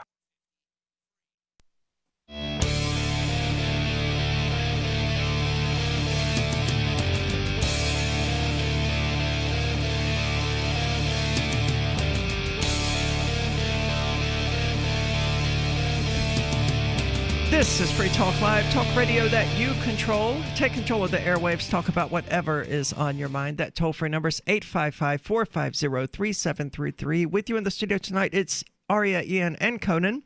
And I want to say thank you to Troy, who is tonight's amplifier. This means he's a member of the AMP program. AMP stands for Advertise, Market, and Promote. You can find out more about it and join the program at amp.freetalklive.com. Joining the program gives us money, ideally, that is used strictly to advertise, market, and promote Free Talk Live. Help us get on more radio stations, help us reach a wider audience. So if you like the show, if you like what we're doing, you might consider joining the AMP program. Again, that's amp.freetalklive.com. And Troy, we want to thank you for doing that. We hope you continue listening and amplifying the show. We're talking about Trump here, though, who is the master troll. I mean, he's one of them. Yeah. I don't like Trump one bit as Troll far as his level policies 9,000. go, but yeah. I admire his trolling ability. As someone who spends a lot of their time on the internet trolling people, Trump, he's a master at it. Hats off to him. Yeah, and his recent troll is to suggest that it could take years to come out with the results of the election. So is his contention that the United States postal system is just so inept that it would take them that long to do it? I think that's what he's suggesting. He's saying that he thinks the ballots will just get lost. Basically, that the government won't even get them to where they're supposed to go. They lose packages all the time. Yeah. No offense, Conan. Hey, we run a tight ship.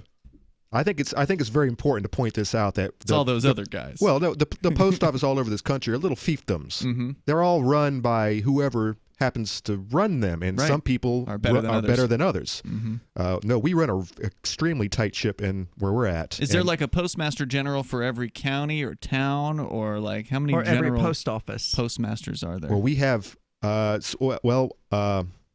know there's one in Keene. It depends because a lot of these people are retiring and they're not getting replaced. Oh. In fact, that's kind of the new guy's his new policies. He's trying to get rid of as many people as possible, get him to retire early. Because it's all about the pensions, man. That's where a lot of the money is going.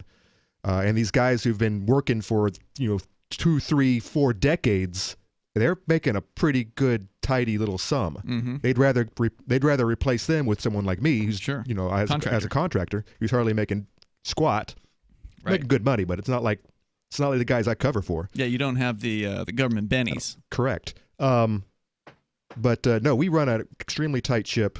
There is no mail laying around, at our place. But from what I'm being told, these distribution centers, I don't even know what's going on with these clowns. They are. Now, explain to me, what is a distribution center? They're basically hubs. It's a hub where the mail hits, and then they get spread out to the locals. There's one in Nashua, for instance. And I've seen some photos of just nothing but just whole warehouses full of carts, mail carts, full of packages backed up, and I'm like, God, that's not good, because I also am an Amazon merchant, so I'm shipping out product all the time, and I'm getting my own horror stories from people like, where's my book at? It's been 15 days. It's been 20 days. I'm like, look at the tracking number. It'll tell you exactly where your book is. I mailed it 3 weeks ago. So they're arguing and fighting over the Postal Service and its current status, right? Because we know that the Postal Service, we've been reporting for years about how their budget, basically, they lose money every single year, right? Like part of the problem is the stupid pension program, the federal 75 years in advance pension program, which, by the way, is another Ponzi scheme, because that money doesn't exist. That's it's post office money. But I've always felt that ruling is intentional, not to bankrupt the post office, but that's a lot of free money right there that Congress can just use up and buying more missiles and stuff. But it's something has to happen. Well, the revenue's down. I know some of my buddies at work don't like the idea, but it really needs to be privatized. Oh, absolutely, it does. But it's in an awkward phase right now where they're losing money hand over fist because the number of regular first-class mailings are down significantly, right? Because you don't have to send a letter to grandma anymore. You can send her an email. You can pay your bills. Packages are way up online. Yeah, packages are up, but it's still not enough to bring them some positive revenue. And the question is, and Trump keeps saying this, and I'm not clear on this, is have we given Amazon a special deal, a special sweetheart deal? Well, Trump's against that, and they're not actually paying regular rate. Yeah. like UPS, FedEx. That's what they suspect. But I mean, they do seem to be getting priority. I mean, none of the packages that I've gotten from Amazon, I've gotten a lot of them in the last 6 months or so. None of them have been significantly delayed. Right. I mean, maybe a week or so, but I'm talking other things from like Kohl's or whatever get delayed by a month, well, 2 now months, 3 months. Now the conspiracy. So there's right-wing conspiracy theories. There's left-wing conspiracy theories. Oh yeah, they're taking the mail trucks and they're driving them out into the desert. And well, apparently they're what? Who's the actress in True Lies? Jamie Lee Curtis. She's snapping a picture of a mail truck on the back of a wrecker. And she says the guy had a red hat on with white letters. They're stealing the mail trucks, and she was serious. At least it wasn't on fire, as many of the postal trucks tend to be. Yeah, there's about 5 a week are going up in flames. Damn. So bad engineering, man. They're like 40, 50 years old. Yeah. They're old. Yeah, there's an old fleet. So anyway, so you've got this decrepit old organization that is while it's sort of perfect for someone like Biden, who is also decrepit and old. It's not the Postal Service. Like I said, we've been looking at them for a long time and how they've been losing money hand over foot. They've had problems forever, but now the left is really on the attack because Trump's guy is now the Postmaster General. So prior to this new guy coming in within the last, month, 2 months? I mean, 3? He's only been here for a little bit. Yeah. So the woman that was on previously, I guess she quit or retired or something like that. She's like, all right, I'm done. And so now Trump announced his guy to take over. So the previous person was appointed under Obama? Obama, I think. If I could be wrong about that, but sure. It was a name I'd seen for a few years, so she was there for a while. It was a chick, Megan something or other, I think it was. What does this person do? They're a head bureaucrat, so it's a political. It's a political He's position. making a lot. Paperwork. He's making a lot of changes as we speak, and a lot of people aren't happy about it. By the way, well, what kind of changes? That's because that's an important question. Something about how if the mail doesn't get there in time. At the distribution centers, if the trucks aren't supposed to wait around waiting for all the packages, they're supposed to leave, and it's just going to sit there till the next day. Mm-hmm. He's thinking it's going to save money because that's going to make everyone angry. There's a lot of overtime changes. You can't do overtime anymore. Mm-hmm. You're just going to have to, wait till tomorrow to deliver your mail. Yep. And that might actually save money because, like I said, one of the bigger problems is the pensioners and these old clowns who are racking up the overtime, and they're making hand over fist, and it's Well, remember, the government, the Postal Service can't change its business model in any significant manner unless Congress approves the proposal. So it's not like the Postal Service can have their board of directors get together and say, all right, we're cutting back from 6-day-a-week delivery to 3 days. That would fix it all. That would fix everything. But they can't. It would slow down delivery. Yeah. I don't care about fixing the postal system. I'm a consumer. I care about getting my packages on time. I think they would deliver packages all week, but it's the mail, it's the letters that no one actually uses. Well, there's more to the conflict between these different sides coming up. How would you fix the postal system? 855-450-3733. News from news.bitcoin.com. Chinese banks limit customers' ability to buy gold. Chinese flooding and potential dam collapse threatens many Bitcoin operations. Withdrawals from crypto exchanges increase, indicating perhaps more people are holding their coin for themselves. Tentative agreement met to stabilize Bitcoin Cash mining in conjunction with the currency's third birthday. Bitcoin.com is your source for getting started with cryptocurrencies, getting a wallet, buying Bitcoin Cash, mining, and all the latest cryptocurrency news at news.bitcoin.com. Did you know you can support freedom of speech just by visiting shop.freetalklive.com? You'll see links to Walmart, Love Java, Newegg, and more. Every day, Free Talk Live is at the forefront of the liberty movement as the biggest liberty-oriented talk show in the world, giving you a platform to be heard on any topic. Get listener-only specials without doing anything other than an extra click. Visit shop.freetalklive.com. Use the links and buy what you'd be buying anyway. Take action now. Save and support freedom. Visit shop.freetalklive.com. It's shop.freetalklive.com. The political world is a maddening cesspool of corruption and lies. Nobody tells the truth. Nobody keeps campaign promises. Nobody obeys the Constitution. Nobody puts the people first. How can we ever escape this web of tyranny? Vote for nobody. Hi. My name is Nobody. I'm running for governor of New Hampshire because nobody knows how to live your life better than you do, and nobody deserves that kind of power. I want to put you back in control of your money, your lifestyle, your work, your body, and your life. Nobody should rule you but you. New Hampshire convicts many people of so-called crimes that should never have been prosecuted. If elected, I will pardon every victimless crime in New Hampshire history. This includes drug, gambling, prostitution, gun, and driving offenses. Nobody should have a criminal record when they have not harmed anybody. Wouldn't it be nice to have nobody telling you what to do? Learn more at electnobody.com. electnobody.com. So you've signed the Shire Society Declaration and are planning your move to New Hampshire to be around more liberty-oriented people. Next, sign up for the Shire Society Forum at forum.shiresociety.com. There are a bunch of people there who are already in the Shire, and they want to meet you. If you're already in the Shire physically, you should also come by the forums. Remember, not everyone uses Facebook. New people are signing up for the Shire Society Forum every month, so drop in and say hello at forum.shiresociety.com.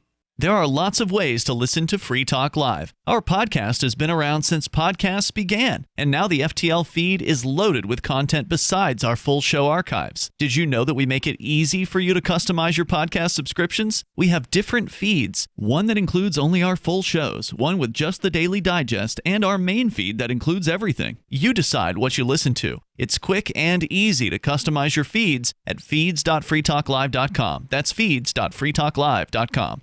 Is spreading the message of liberty, cryptocurrency, and peace around the globe worth $2 per month to you? As you may already know, in addition to our internet feed, LRN.FM broadcasts on free-to-air satellite across North and Central America, as well as Sub-Saharan Africa. And we've been available on satellite for free 24/7 since 2010. The LRN.FM free-to-air satellite signal is reaching some of the most oppressive regimes in the world, and there's no doubt our ideas are making an impact. You can learn more about the channel's impact by watching the 3-minute video at fund.lrn.fm. If you'd like to help free minds globally with our ideas of liberty, cryptocurrency, and peace, you can donate as little as $2 per month via fund.lrn.fm. You can help us continue and expand our satellite broadcast to multiple continents. Visit fund.lrn.fm today, and thank you for your help. Don't forget to share the link on social media. That's fund.lrn.fm. Live video of our key New Hampshire-based shows is streamed on DLive. Please follow and share at dlive.lrn.fm. That's dlive.lrn.fm.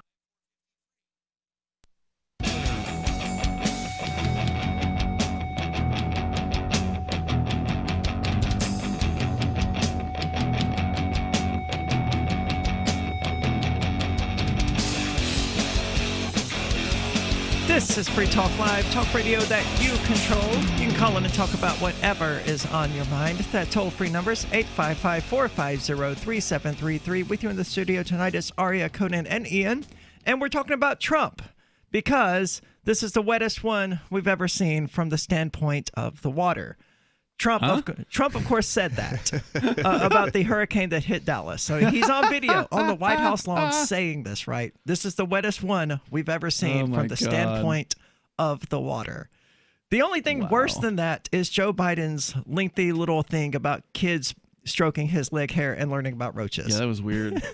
The whole thing is weird. But Trump, when he's not having senile moments, is on Twitter trolling people or just in front of news agents, trolling people. And he's been at it again, evidently, suggesting that because of the ineptitudes of the USPS system, it might take years before we learn the results of the 2020 election. And of course, this has people up in arms because every 4 years we go through this.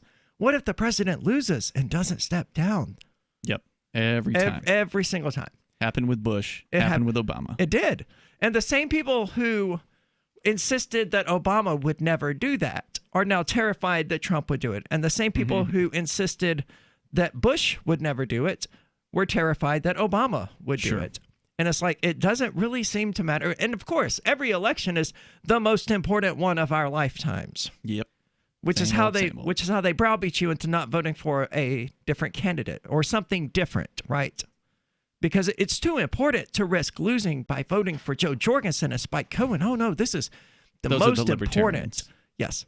This is the most important election of our lifetimes. Yep, they're Every always time. claiming that. And now you've got the people on the left who are claiming that Trump is trying to undermine the Postal Service. His president's remarks came, according to BusinessInsider.com, as concern grew or has been growing about Trump's refusal to provide the U.S. Postal Service with a funding increase to cope with an expected surge in ballots delivered by post and his repeated attempts to seed doubts about the integrity of mail-in voting. So apparently people on the left want Trump to somehow grant maybe there's going to be a bill or something to give money to the Postal Service for election services or whatever, and they're worried that Trump is going to stand in the way of that. Now, of course, the Postal Service hasn't been receiving money for postal services from the government for a long time, right, Conan? I mean, it's basically a semi-independent, semi-private agency. If they receive money from the government, doesn't it go to the pension fund and not to operations? Well, here's how the post office makes money from the government. Basically, all their buildings are tax-free, and they no rent. So no rent. How similar that is to churches. And they have government grants, or not grants, but loans, interest-free loans. I see. That so if you count that into the equation, then they do make money. They do take money, but no, they're not. Yeah. They're not getting any money. They're not getting anything. Like the last stimulus, post office didn't get any money. Well, before we get too deeply into this article, let's go to the phones. We've got John calling. John, you're on Free Talk Live. Hey, how's everyone doing in this evening? Hey, what's on your mind? Yeah, you can't troll a troll. How so? You certainly can. You just have to be better at trolling than they are. Well, I mean the master troll. He's untrollable. You think Trump's the master troll? Maybe. A lot of people do. But as far as eating dogs go, I've had that before. It wasn't that great, and where'd you have it? I wasn't able to tell the girl after I had a taste that it wasn't very good. She never called back. I think that's a bad sex joke, and I don't think you're talking about real dogs. Thanks anyway, John. Work on your pretty lame jokes tonight. Yeah, I did not get that one. I didn't catch that was a joke. I was just like, okay, you ordered at a restaurant. He was calling her a dog. Yeah, saying he ate her. Yeah. Yeah, I get it. Back. Okay. It just had to be explained because it was such a terrible joke. Yeah, that was awful. I don't know if that was the same guy who called earlier with another bad joke, but we had a terrible joke earlier in the show as well. John, I'm embarrassed for you. I hope you're embarrassed for you. You're going to need to level up on your trolling abilities there. Yeah, that was embarrassing. So, getting back to an actual troll, someone who's actually good at trolling people and not just making terrible jokes. According to Business Insider, they say there's been an increase in the number of Americans, or they're expecting a massive increase in the number of Americans to cast mail-in votes this year. The New York Times found that 76% of Americans are eligible to cast their ballot by post. I guess under current rules, there are, 76% of the population can already do this. As he trails in the polls to presumptive Democratic presidential nominee Joe Biden, which aren't they having the convention this week? I think they started it, yesterday or something like that? I don't know. I'm just amazed they're paying any attention. I can promise you that Trump, he lied about polls constantly in 2016. But I can promise you that at this point, Trump is not paying any attention to the polls because they all said he was going to lose. And they're saying it to again. Hillary Clinton. Yeah, and they're saying the same thing again. Yes, and people are like, oh, but the polls say he's going to win. Yeah, they said that last time, you idiot. Every single poll said that. And he won. Yes. Yep. The Democratic National Convention started yesterday, and it goes to the 20th. What is the name of that guy at 538? Nate Silver or something like that? He's a statistician. Statistician. Thank you. And, he predicted Trump with a 5% chance to win the election because of everything that the polls said, and that Hillary was a sure thing. Nope. And she lost. So your polls are don't mean useless. Jack. Yep. Trump has claimed that mail-in voting is exposed to widespread fraud. They say that claim is dismissed by election officials and so-called experts. While admitting the Postal Service can't cope with an expected increase in postal votes, Trump refuses to authorize $25 billion funding increase for the agency demanded by the Democratic Party as part of a coronavirus relief package. At the briefing, Trump also defended Postmaster General Louis DeJoy, a Trump donor that was appointed to the role in May, who has introduced a series of controversial reforms that critics say have reduced the service's capacity to process and deliver mail in a timely way. So the theory is that this is a purposeful thing, that they're trying to undermine the Postal Service. Numerous states seeking to expand mail-in voting have been told by the Postal Service there is not enough time before November 3rd to process all the mail-in ballots, according to Between NBC now News. and November the 3rd, there's not enough time? That is bullcrap. Yeah, it's unbelievable. That is it's not. It's totally possible. I've been mailing absentee ballots to customers all week for the last month. I mean, if you have a whole month in advance, you're only talking about one letter per person. It's totally doable. And Trump said when asked about... isn't that a drop in the bucket compared to USPS's normal services? I deliver thousands of letters a day. Right. This is ridiculous to claim that they couldn't do it. And again, not everyone is everyone's going to vote. Right. Well, not everyone's going to vote, number one. Of those who are registered to vote, remember, it's like, what, half the Americans are registered to vote or something like that, or I don't know how many it is, but it's not even all of the United States. Of course not. So only so many are registered and only so many are going to vote. And I think you may get around like half of them showing up to the polls. And so, what percentage are actually going to use the mail-in voting? I don't know. But Trump said of his appointee, Mr. DeJoy, he said, I don't know what he's doing. I can only tell you he's a very smart man, he said. Shouldn't Trump be able to tell you what he's doing? Why? Why would he know? He's the guy who appointed him. He's his boss. How many bureaucrats do you think this guy has appointed? He's got probably dozens of people underneath him. In a statement Saturday, House Speaker Nancy Pelosi said Trump is, quote, openly working to destroy the post office and sabotage its ability to deliver absentee ballots in time to be counted. All patriots, Democrats, Independents, or Republicans should reject the president's assault on the postal system in this election season. Pelosi and other top Democrats. Very well read. I can just hear. I don't know what she sounds like. So yeah, I can just hear the hysteria and fear, though. Yeah, that's my hysterical, worried lady.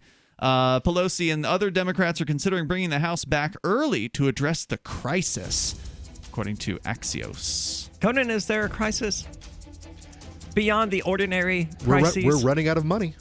But that's not new. I've been talking to my people for the longest time. What we need to do is become our own little fiefdom, start a credit union there, a barber shop. Everyone comes to get their mail. It'll work. We could do it.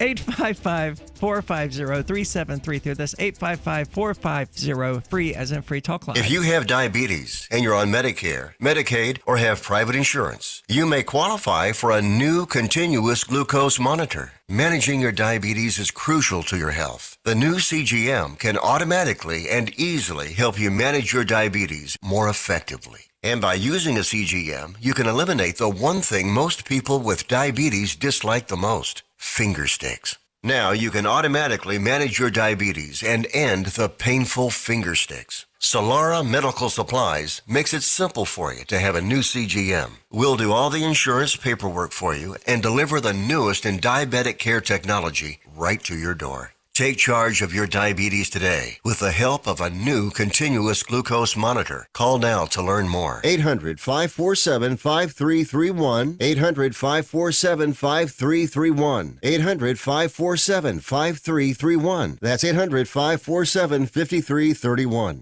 When you have a pain in the neck, a real pain in the neck, back, shoulder, or legs, you now have two convenient choices to get fast relief without taking another pill. Because now, Sunny Bay heating wraps and pillows are available at both Amazon and Walmart. Yes, see Sunny Bay's 4.5 to 5-star customer reviews on Amazon.com or Walmart.com. Our made in the USA microwavable heat wraps, heatable neck pillows, and extra large body wraps are designed better for perfect support where and when you need it. Even while driving, Sunny Bay wraps will not burn and stay balanced to provide soothing hot or cold therapy to help treat temporary or chronic pain. And the best part? Sunny Bay quality products start at under $20. Join thousands of happy customers and see why Sunny Bay products have a lifetime 100% positive rating on both Amazon and Etsy. It's easy. Click Amazon or Walmart and search today for Sunny Bay.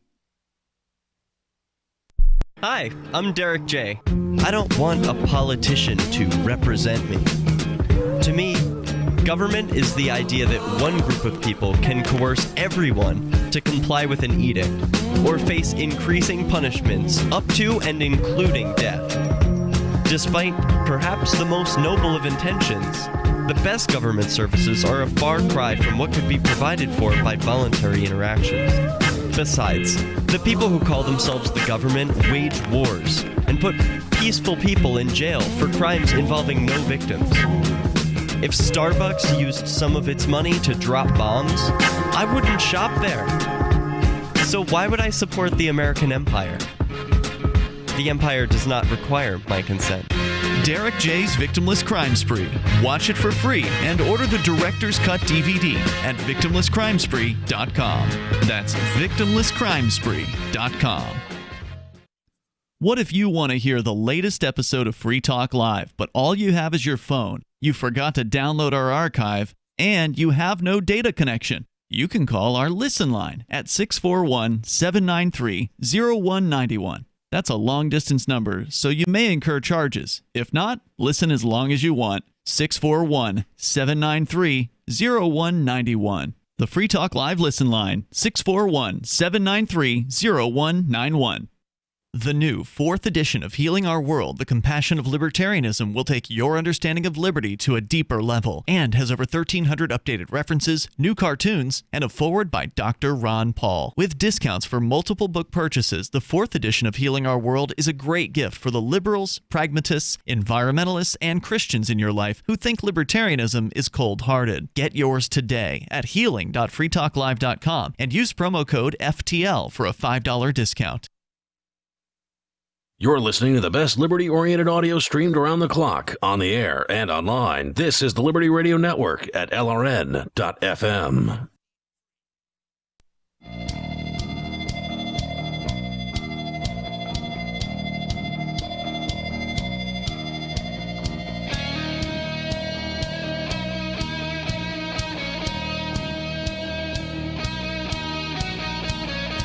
This is Free Talk Live, talk radio that you control. You can call in and talk about whatever is on your mind. That toll-free number is 855-450-3733. And with you tonight, it's Aria, Ian, and Conan.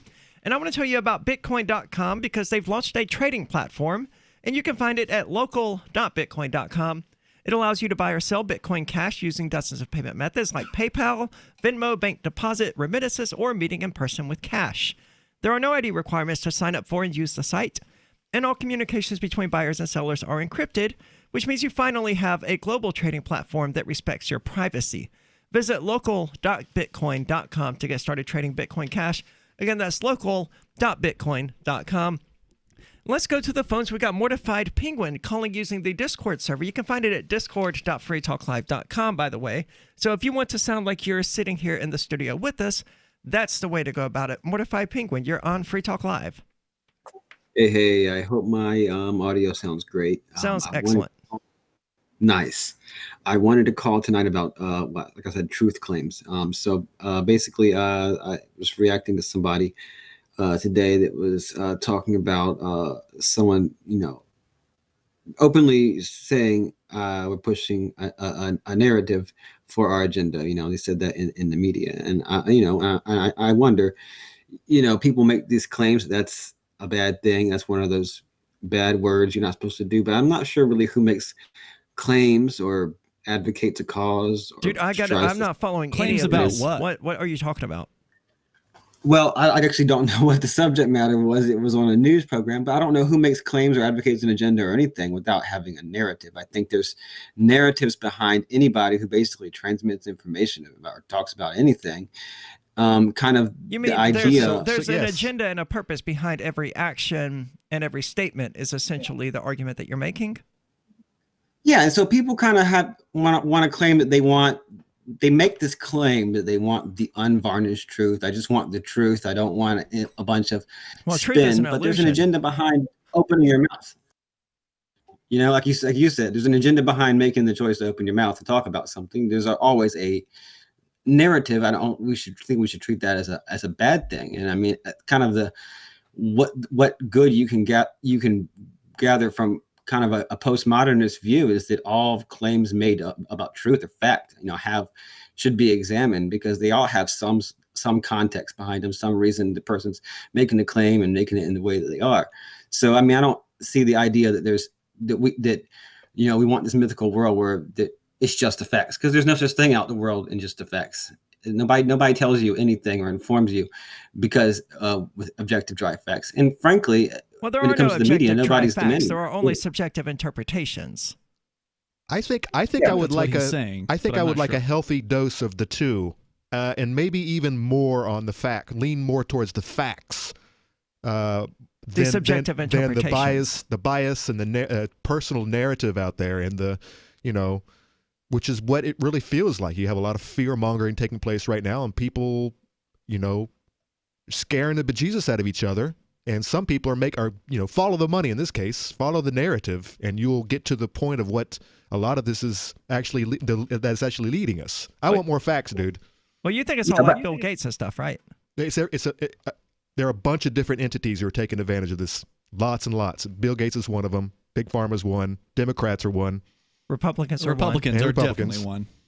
But I'm making a broader claim. I'm saying that I don't think that there is such thing as dry facts, subjective truth, without an agenda, a reason, a framing of the facts, context in which you present them. There's no such thing as dry, plain, objective facts. There can be an encyclopedic. I think that's what you just said, right, Aria? That everything's subjectively interpreted.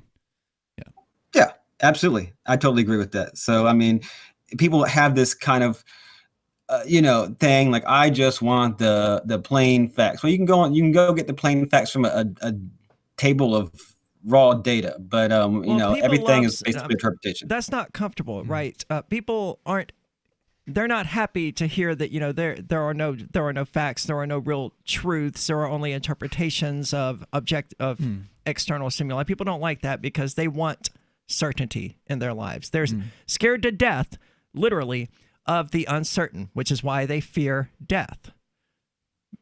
This idea that they can't have the truth, they can't know the truth, it's beyond their ability to handle emotionally, because they're terrified of the uncertainty of being able to say, I don't know this, but I believe it. Yeah, fear is a new virtue, for real. Or it's become one in a lot of people's minds. True. But I say that ultimately people just drop the pretense that there's such thing as objective truth, that someone's going to present you the absolute unvarnished objective truth, and realize we live in a world of uncertainty, of nuance, of context and everything, and just question every claim of truth and fact from anyone, especially in authority. Good plan. Yeah. That's why I'm a nihilist, man. I wish more people would do it as well. I have to agree, Mortified Penguin. I wish that more people would open their eyes to the possibility of saying, hey, I don't know, but I believe. It's ultimately agnosticism. Whether or not you can know a thing or whether or not you believe a thing. I've happened to fall on the side of the nihilist. You can't know anything. You can believe it, and you may have certain subjective experiences leading you to feel rational in believing it, but it's still just a belief.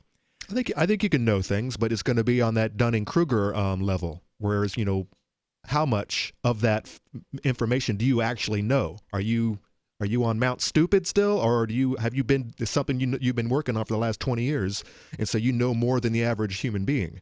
But there's still no way of ascertaining whether or not the stuff that you, quote, know is in fact representative of reality. If it's getting you through the day.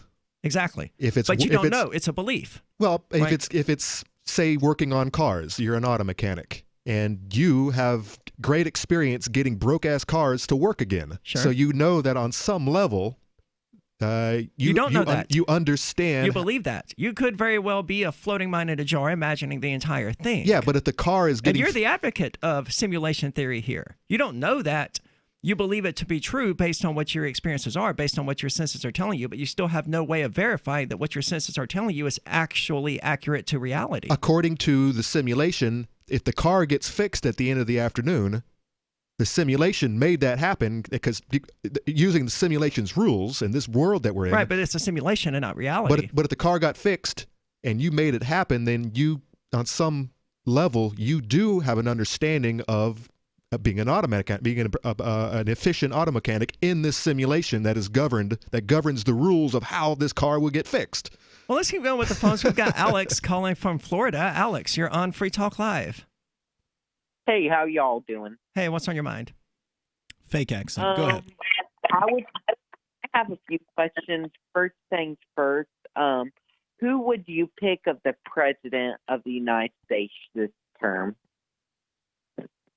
I would pick between the major party candidates, Joe Jorgensen and Spike Cohen, the Libertarian candidates.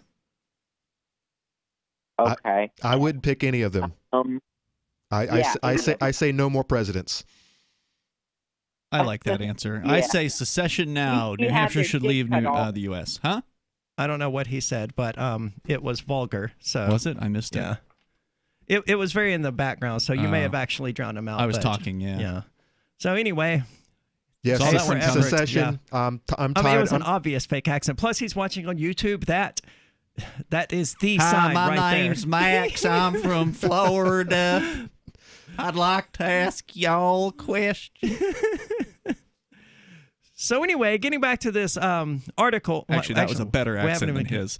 That was much better. Was yours Florida, though? No, I don't know. I would have called yours like... We have rednecks in Florida. Oh, God, yeah. Oh, for sure. But the Florida redneck accent is different from the Georgia redneck accent. Well, but I suspect it's right. I suspect Central Florida is going to be a different accent than North Florida, in the same way that Maine has a different accent than like Boston or whatever. And right? Vermont has its own unique accent that no one else is using. That's how it is up here.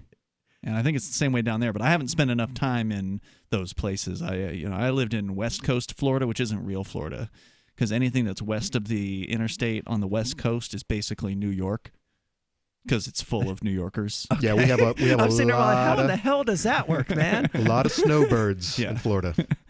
I mean, yeah, we work with one here on the show. I mean, Mark. Every time it gets cold, he's like, "Oh, it's time for me to go to Florida." He's already heading down there. At the end of August. It's not even cold yet. I think is he? Wow. Yeah, that's what he early. said. Wow, so early. He's going down, then he's coming back, and he's he does. He's doing the Mark thing. Yeah.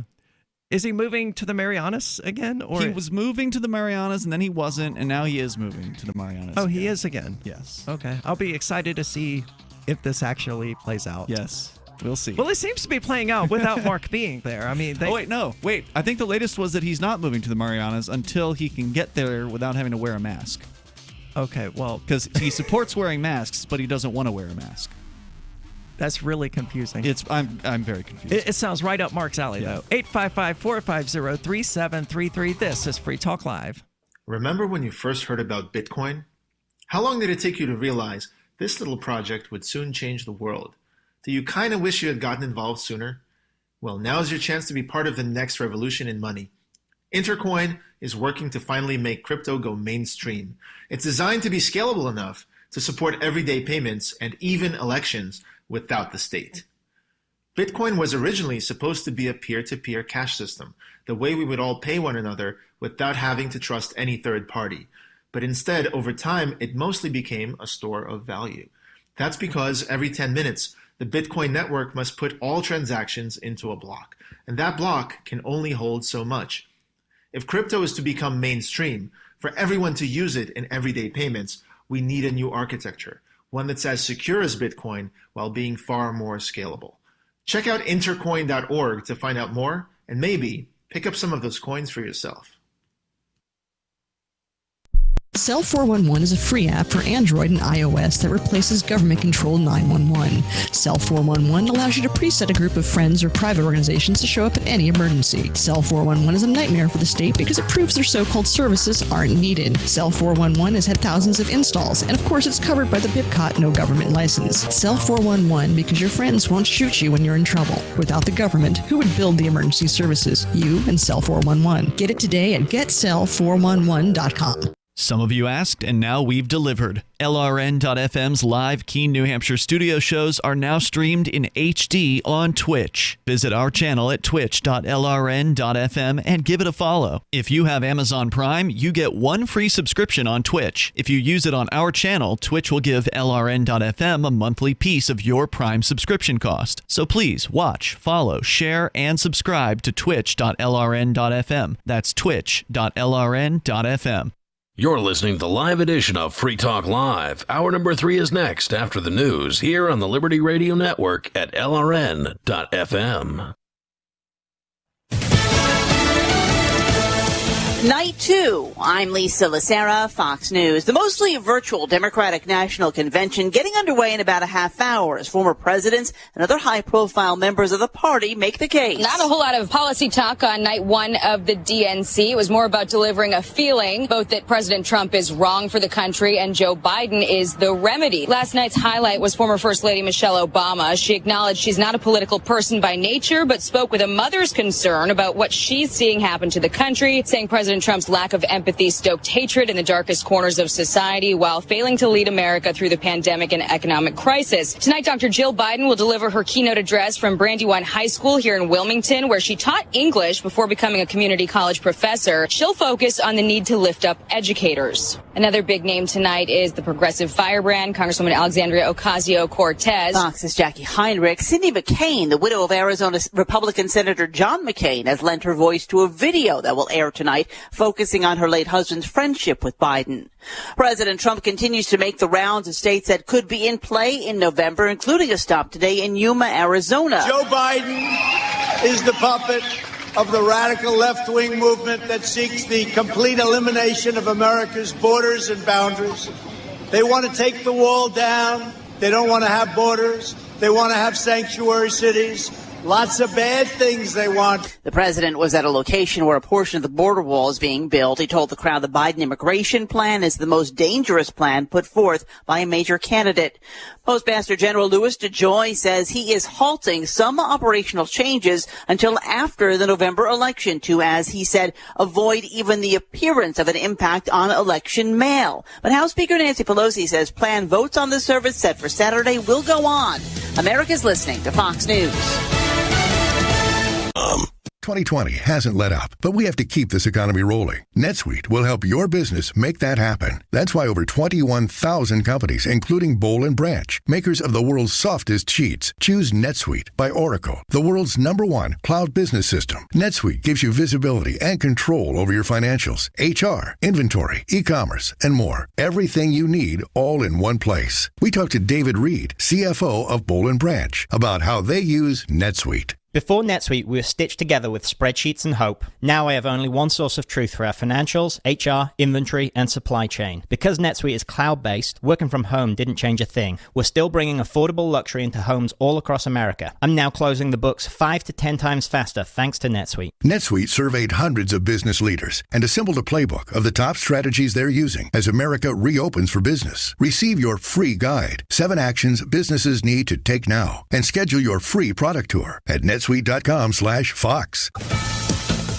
The final word is in on Russian interference in the 2016 election. In its 5th and final report on the investigation into election interference, the Republican-led Senate Intelligence Committee says Russia was behind an aggressive meddling effort in 2016. While the report does not reach a conclusion about coordination with Russia by the Trump campaign to sway the election to him and away from Democrat Hillary Clinton, it does make clear the eagerness of officials with the president's campaign to exploit the help offered by the Kremlin. It also lays out significant contact between Trump campaign chair Paul Manafort and Konstantin Kilimnik, referred to in the report as a Russian intelligence officer. The bipartisan Senate investigation has lasted for 3.5 years. Tanya J. Powers, Fox News. German Chancellor Angela Merkel speaking out against further relaxing coronavirus restrictions in her country, citing the recent rise in the number of new cases. Merkel says Germany is in the middle of the pandemic and called on Germans to respect social distancing and hygiene rules. One European country making masks mandatory in many workplaces. France saying face coverings will be required in most shared workspaces from next month. That includes all shared offices and factories. The French Labour Ministry saying it will continue urging people to work from home if they can. Trade unions had been pressing the government to step up protective measures. France has largely lifted a nationwide coronavirus lockdown imposed in the spring, but infection numbers have been climbing in recent weeks. In London, Simon Owen, Fox News. It was so hot in California's Death Valley the other day that meteorologists need to verify it as a record for the planet. Sunday, a scorching 130 degrees was recorded, which, if the sensors and other conditions check out, would be the hottest Earth has been in more than 89 years and the third warmest ever measured. I'm Lisa Lacera. This is Fox News. House of Representatives Bill 323, the IHOP should stay open all night so we can get some Pancakes Act. This bill was submitted for immediate review very late last night under the provisions of the National Emergency Legislation Act. Can we dim the lights? It's really bright. H.R. 323 would, by federal order, require all IHOP restaurants to, quote, remain open 24 hours effective right this minute, even if some manager has to get out of bed and drive down here to start making some pancakes. Well, we stand by the bill. Right. We wrote it, apparently. This bill would also require the federal government pay to build a tram or monorail or whatever connecting the Black Sheep Pub on North Capitol Street to all IHOP restaurants. I think in the we made city. some illustrations of The bill that. gives the estimated cost of the tram as probably not even that much. You are wasting my time and the time of this Excuse committee. me, I gotta go. What? Congressman, this committee is still in session. You can't... This is the Onion News Network.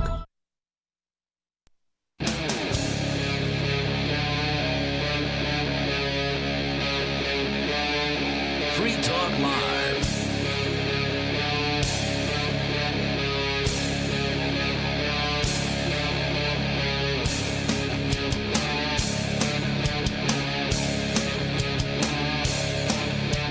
This is Free Talk Live, talk radio that you control. You can call in and talk about whatever is on your mind. That toll-free number is 855-450-3733. And with you in the studio tonight, it's Aria. It's Ian. And Conan. And college campuses are returning, evidently, or students are returning to college campuses, rather. And hundreds of COVID-19 cases are being reported. As anyone would have predicted, I mean, it was always going to be inevitable when things reopened, including college campuses, that there was going to be a spike in COVID-19 cases. That was the whole point of the 6 months of lockdowns that we've endured, to flatten the curve, as they say. But before we get too deeply into this article, let's go to the phones. We've got Dave calling from New Hampshire. Dave, you're on Free Talk Live. Hey, Aria. So I wanted to update the world on the latest entry into the annals of government collective punishment. This is a small abuse, but we should report every abuse that they engage in. In Merrimack, because of all the places you can't go and all the things that are closed, people have been going to a park. And then they started going in larger and larger numbers. And pretty soon there was so many people that everybody wanted them to, the police to do something about all those people who were using the park. So they've shut it down, barricaded it. There was incidents where people were rowdy with police, supposedly. And now everyone is banned from using the park they paid for. So this is Merrimack County in New Hampshire, right? Merrimack, the town of New Hampshire, which I guess is in Merrimack County. Yeah. Yeah. So it has a park there, and because, I mean, bars and stuff, they're going to be open there, aren't they? I mean, the people do have things to do that aren't go to the park, right? I don't know. I'm not saying they're wrong to want to go. There are things to do, but it's all more restricted than it used to be. Some people don't like going to a bar with a mask on. It's just the same as there was another problem that I tried to get to this remote trail. It wasn't that remote, but for the Manchester area, it was probably the most remote trailhead within 30 miles of Manchester. It is on a very underused road. And because of the lockdown, people just they allegedly crammed that road and made this backwater road that gets 1 car an hour. Suddenly it was jam packed with people because they were locked down and they wanted to do something. They were allowed to hike supposedly, but they just you get you get up near the trailhead and they just close the road, a public road. Yeah, Dave, all of our parks here in Keene in the area are also closed, but everyone's parking up at the road on the highway, and they just walk down to wherever, to either the river or the lake. So the parking area of the park is closed, but the park itself hasn't been barricaded. They had their gate up, preventing you from getting your vehicle down to the actual park. So you park on the highway and you walk down. Okay. Yeah, I've seen. What a great idea. Yeah, just keep people from going outside to make them more healthy. Well, they're going out. They're just not. They just have to park at the entrance rather than inside the park. Yeah, some of them are. But I mean, they're just making it more. They're more making it. One thing you don't do to Americans in the year 2020 is make it more difficult to exercise. Apparently you do that. That's happening in a lot of cities where they're telling people that they're not allowed to go beyond a certain distance from their home if they're going to go out and exercise. I haven't heard this. I forget which city it was, but it's like You're a bigger not city allowed thing. to travel more than X distance from your home? Yeah, it's like New York City or Chicago or one of those real big ones. You're not allowed to go too far. You can go out, slave, but you just can't go too far. And make sure that you put on a mask if you're going to come within 6 feet of anybody else while you're running. And people still live in these places. Well, they're leaving in apparently fairly large numbers, but yes, a lot of people still live in big cities. My sister moved back. She had moved to another state temporarily during COVID to hide out, and then moved back. Well, it's I've nothing heard like. that. Go ahead, Dave. That right now, or at least over the last 5 or 10 years, someone called it the largest population movement in human history that's been going on in the United States from certain types of states to other states. I don't remember where I heard that, but it was somewhere credible. I think it might have been Reason Magazine or something like that. Yeah, I haven't heard anything about it. Are you saying that's specific to this last year, or are you saying over the last several years? No, it'd be more like over the last 10 years. And are you talking about people fleeing big cities and moving out into the rural areas? Well, I got the impression it was more like fleeing high taxes to low taxes, which would be similar. Mm-hmm. Yes, the higher taxes usually are in the heavily populated cities. Yeah, there's going to be a larger exodus now because of the COVID situation. A lot of people are leaving. Some people are leaving out of fear. Others are leaving out of frustration, but you are going to see more exits from the cities. Yeah, haven't we seen that here in Keene, where just about any house that goes on the market is sold almost immediately? That's been true in this neighborhood. I mean, yeah, that's what Mark Warden told me. Mm-hmm. He's a realtor for the Free Staters here. They're snatching them up. They go quick, yeah, like hotcakes. Well, Dave, thank you so much for the call. Who knows how all of this is going to continue to develop, but I mean, closing parks is an absurd idea. Meanwhile, they're opening college campuses with some restrictions, right? Yeah. You can't give hugs. No hugs, no parties. Apparently, we were reading another story about a college campus is not allowing students to leave the area. So actually, it was last night we were covering. They can't leave the campus? Correct. Oh, wow. Yeah, it's called a COVID bubble. So you're allowed to leave, but only if you have a really good reason. So if your grandpa's dying, they might let you leave for that reason. If you have a medical appointment, you should be allowed to leave for that reason. But with the exception of those very limited circumstances, you are expected to stay within a 4-mile perimeter, I guess, that's surrounding the college in question. And it's not just that college that's using that terminology of the COVID bubble. So the idea is to keep all the students on campus, because if they go off campus, then they could encounter some nasty thing and bring it back in. Absolutely despicable. Let's keep going with the phones. We've got Jake calling from Alabama. Jake, you're on Free Talk Live. Hello, can you hear me? Oh, and there's a tracing app, too. Hey, Mark, how does it feel to be a lying, conniving little fucking... I don't know what you're about to say, but Mark isn't here. Well, he also said the F word. Well, he did say that, but I don't know what the rest of it was going to be. Was that a different guy? Yes. No, I think he sounded familiar. They all sound the same, though. They all sound like why they're all... Something's going down. What's been going on for days? I mean, every now and then these people who are basically alt-righters or right-wingers or whatever you want to call them, but basically people that sound like they're as young as 14 to as old as 21 or something like that, they have their little club online, wherever it is that they hang out, and they like to call our show because they know that we'll let anybody on the air.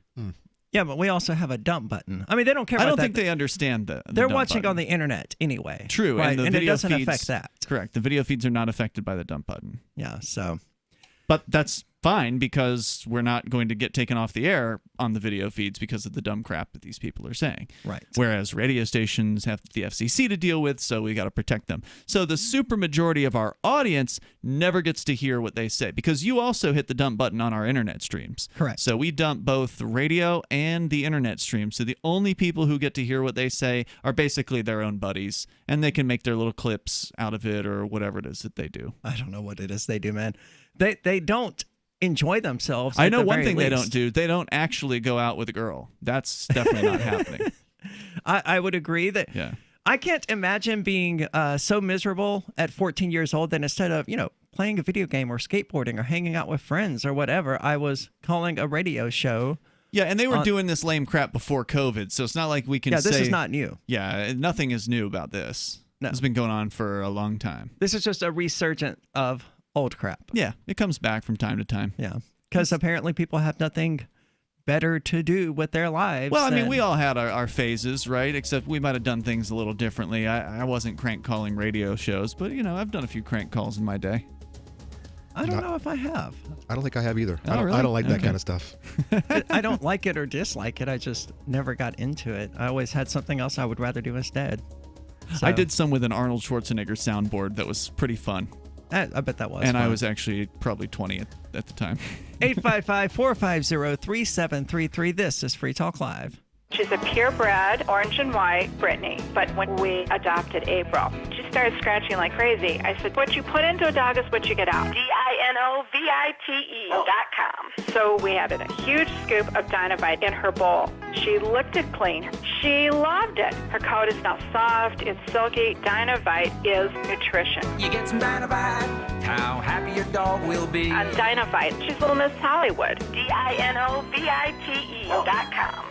Divvy's been a pretty good investment for Free Talk Live. Their ad campaign started in September 2019, and from mid-March to mid-July, the values soared by 10 times. It's not too late. Divvy's new wallet hasn't even released yet, and other things are happening that I can't even say on the radio. If you want to invest and potentially do well, go to DivvyProject.org. I can tell you that FTL is deepening its partnership with the guys from DivvyProject.org. Past performance is not an indication of future profit. DivvyProject.org. DIVI Project.org. Got shaving irritation?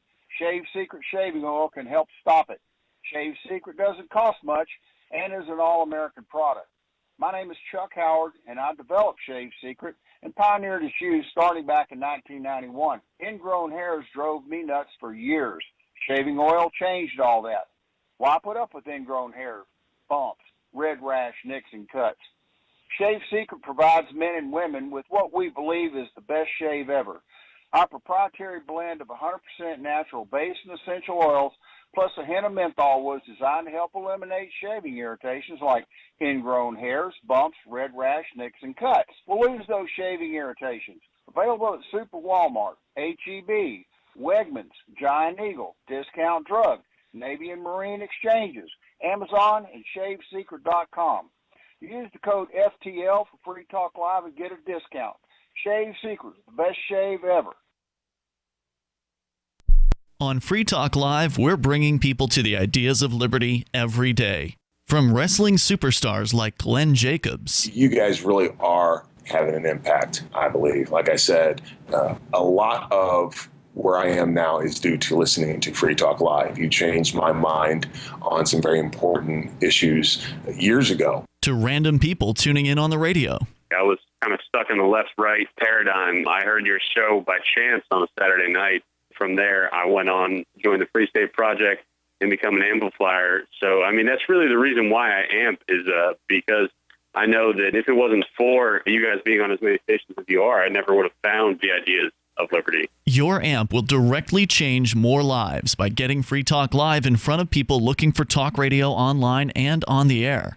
When you amp Free Talk Live, you get perks like access to the AMP-only Facebook group and AMP podcast. Visit amp.freetalklive.com. So you've heard all 3 hours of the latest episode of Free Talk Live, and you're still hungry for liberty-oriented audio content? Did you know that we have another 24/7 audio stream at LRN.FM? The Liberty Radio Network airs the latest episodes of some of the best liberty-oriented podcasts on the internet around the clock. In addition to recorded content, you'll also hear live shows like Free Talk Live, originating from our Keene, New Hampshire studio. So listen anytime at LRN.FM. That's LRN.FM.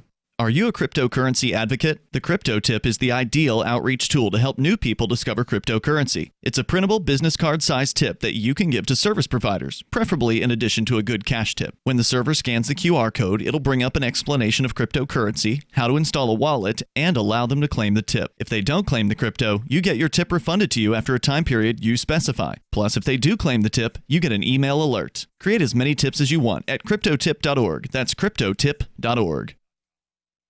Do you love Twitter? Make sure you favorite the LRN.FM Twitter account so you can receive our tweets at twitter.lrn.fm. That's twitter.lrn.fm.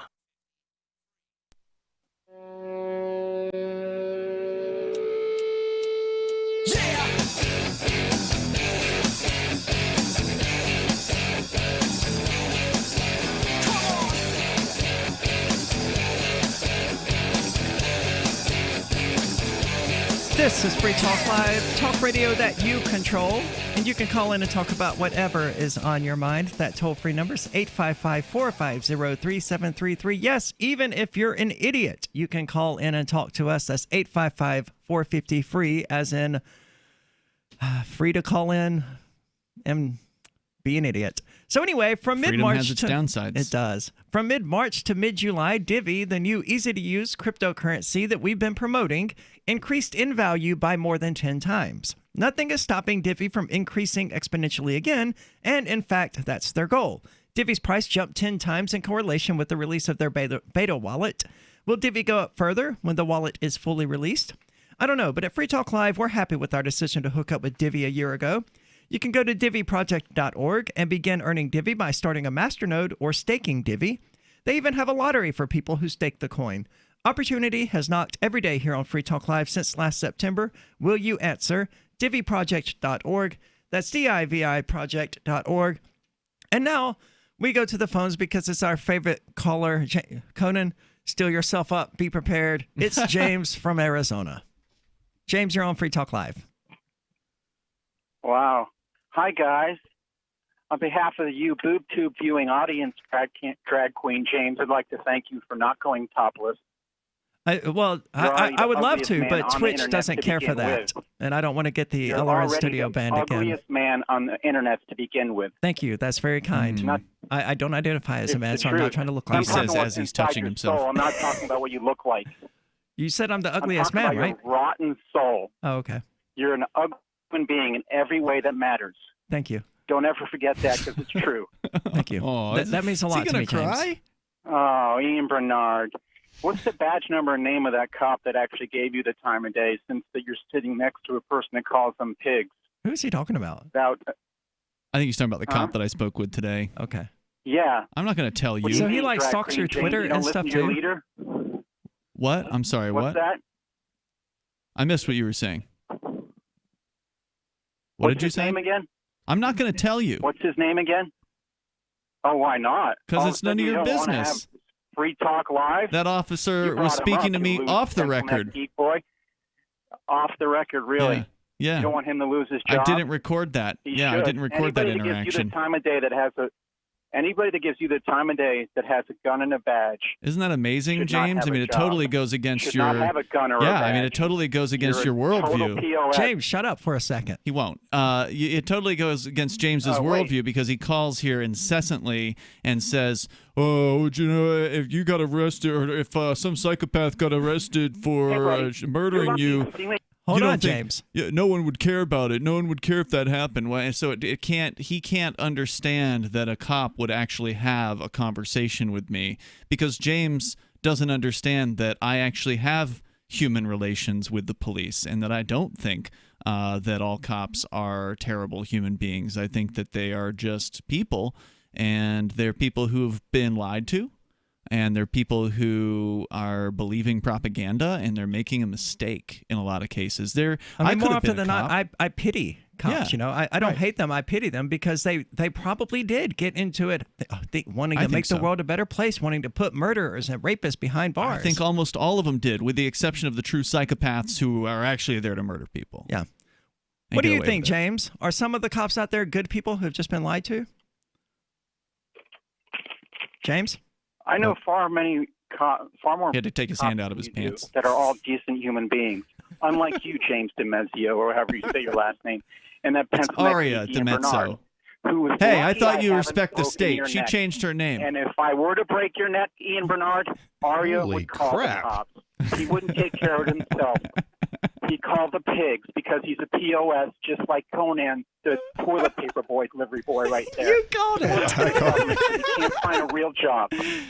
Oh, James. I've got lots of real jobs, James. You are infinitely entertaining, man. Thank you. You know, to his credit, he's better than the other guys who called last night. I mean, he's not trolling. Yeah, he's just hateful. We didn't have to dump his call, at least. I mean, at That's least true. he didn't say the F word or something. And we got a lot of really good laughs Yeah. out of it. James, thank you Thanks, so James. much. Never stop being you. Unless it's to become a decent person, in which case go ahead and Yeah. stop being you. That would be nice. I'd be happy to find out that James actually had a turn to the good. But if you're ruling that out forever, then don't change, for sure. Let's keep going to the phones. We got Kirby from Indiana. Kirby, you're on Free Talk Live. Oh, thank God. Some intelligence. Hey, Aria, first of all, let me just say James is a moron. Thank you. Secondly, I got accosted by a self-appointed mask cop yesterday. Uh-oh. I got on the bus. Guy gets on, an African dude. He looks at the brother sitting across from him and says, "Hey, pull your mask up." And the idiot did it. It's on him. Then he looks at me and goes, "Hey, do you have a mask?"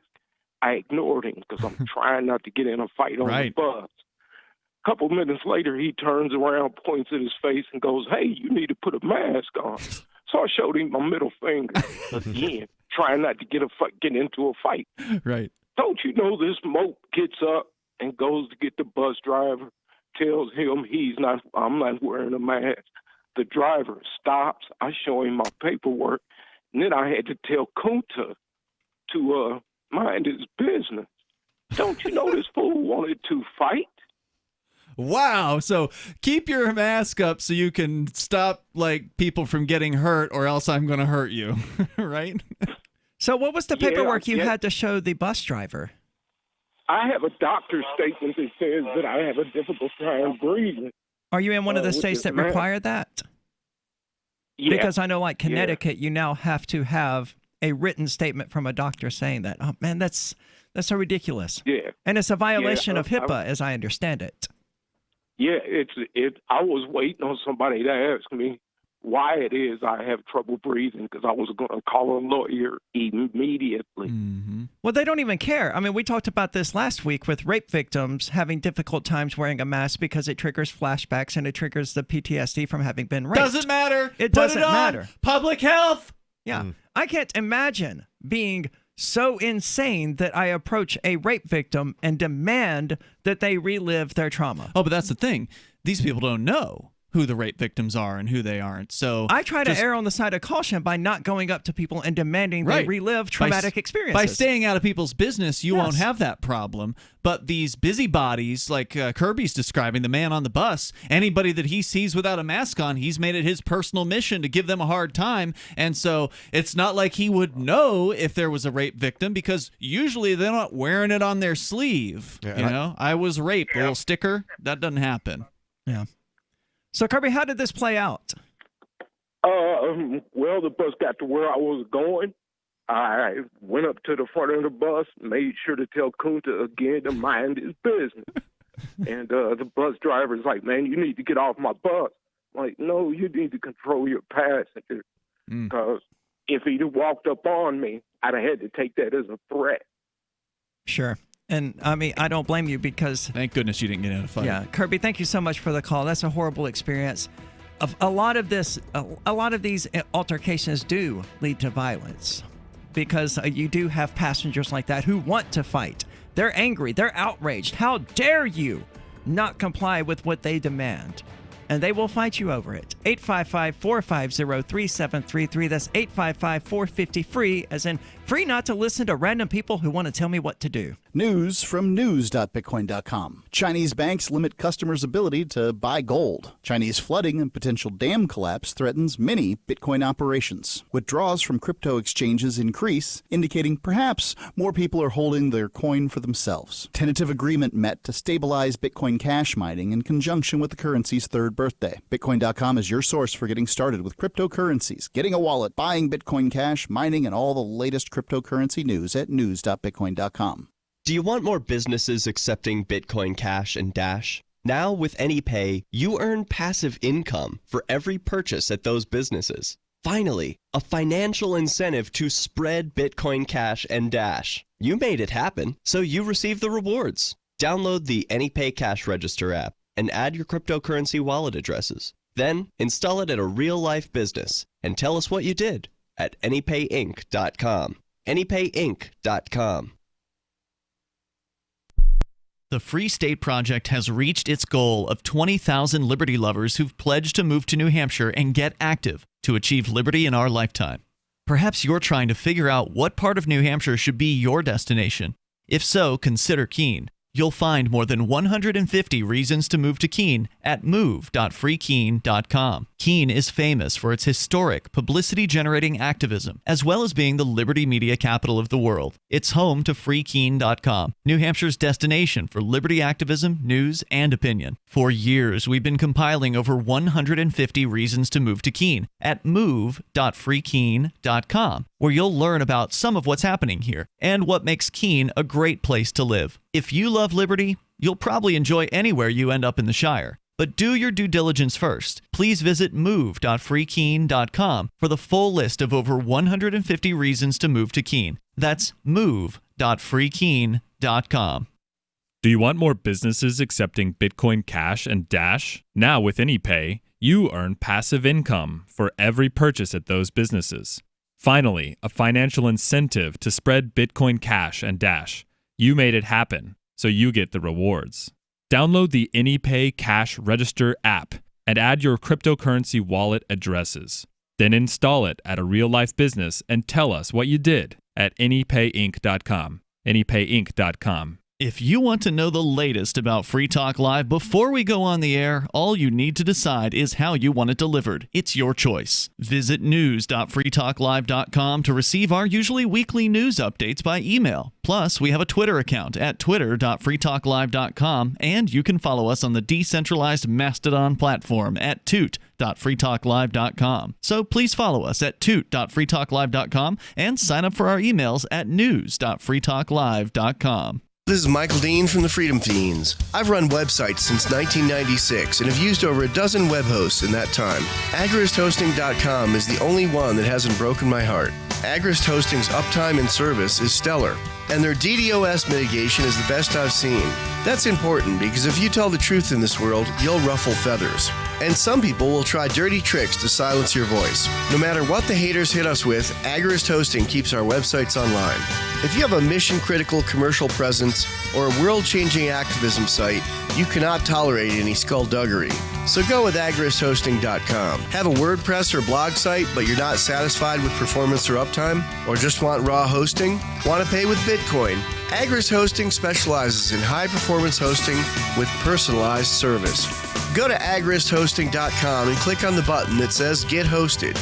That's agristhosting.com. You can put the Liberty Radio Network on the air in your area. Visit broadcast.lrn.fm to learn how. Broadcast.lrn.fm.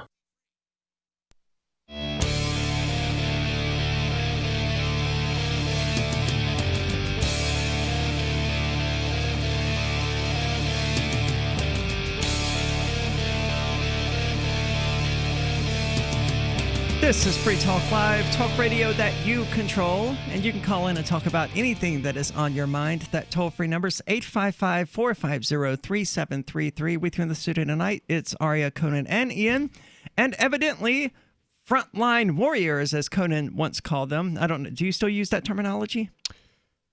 No. Okay, that's No. good. I'm glad to hear it. People who that's not what I used. I can't even remember what I used to call them. you called them frontline warriors.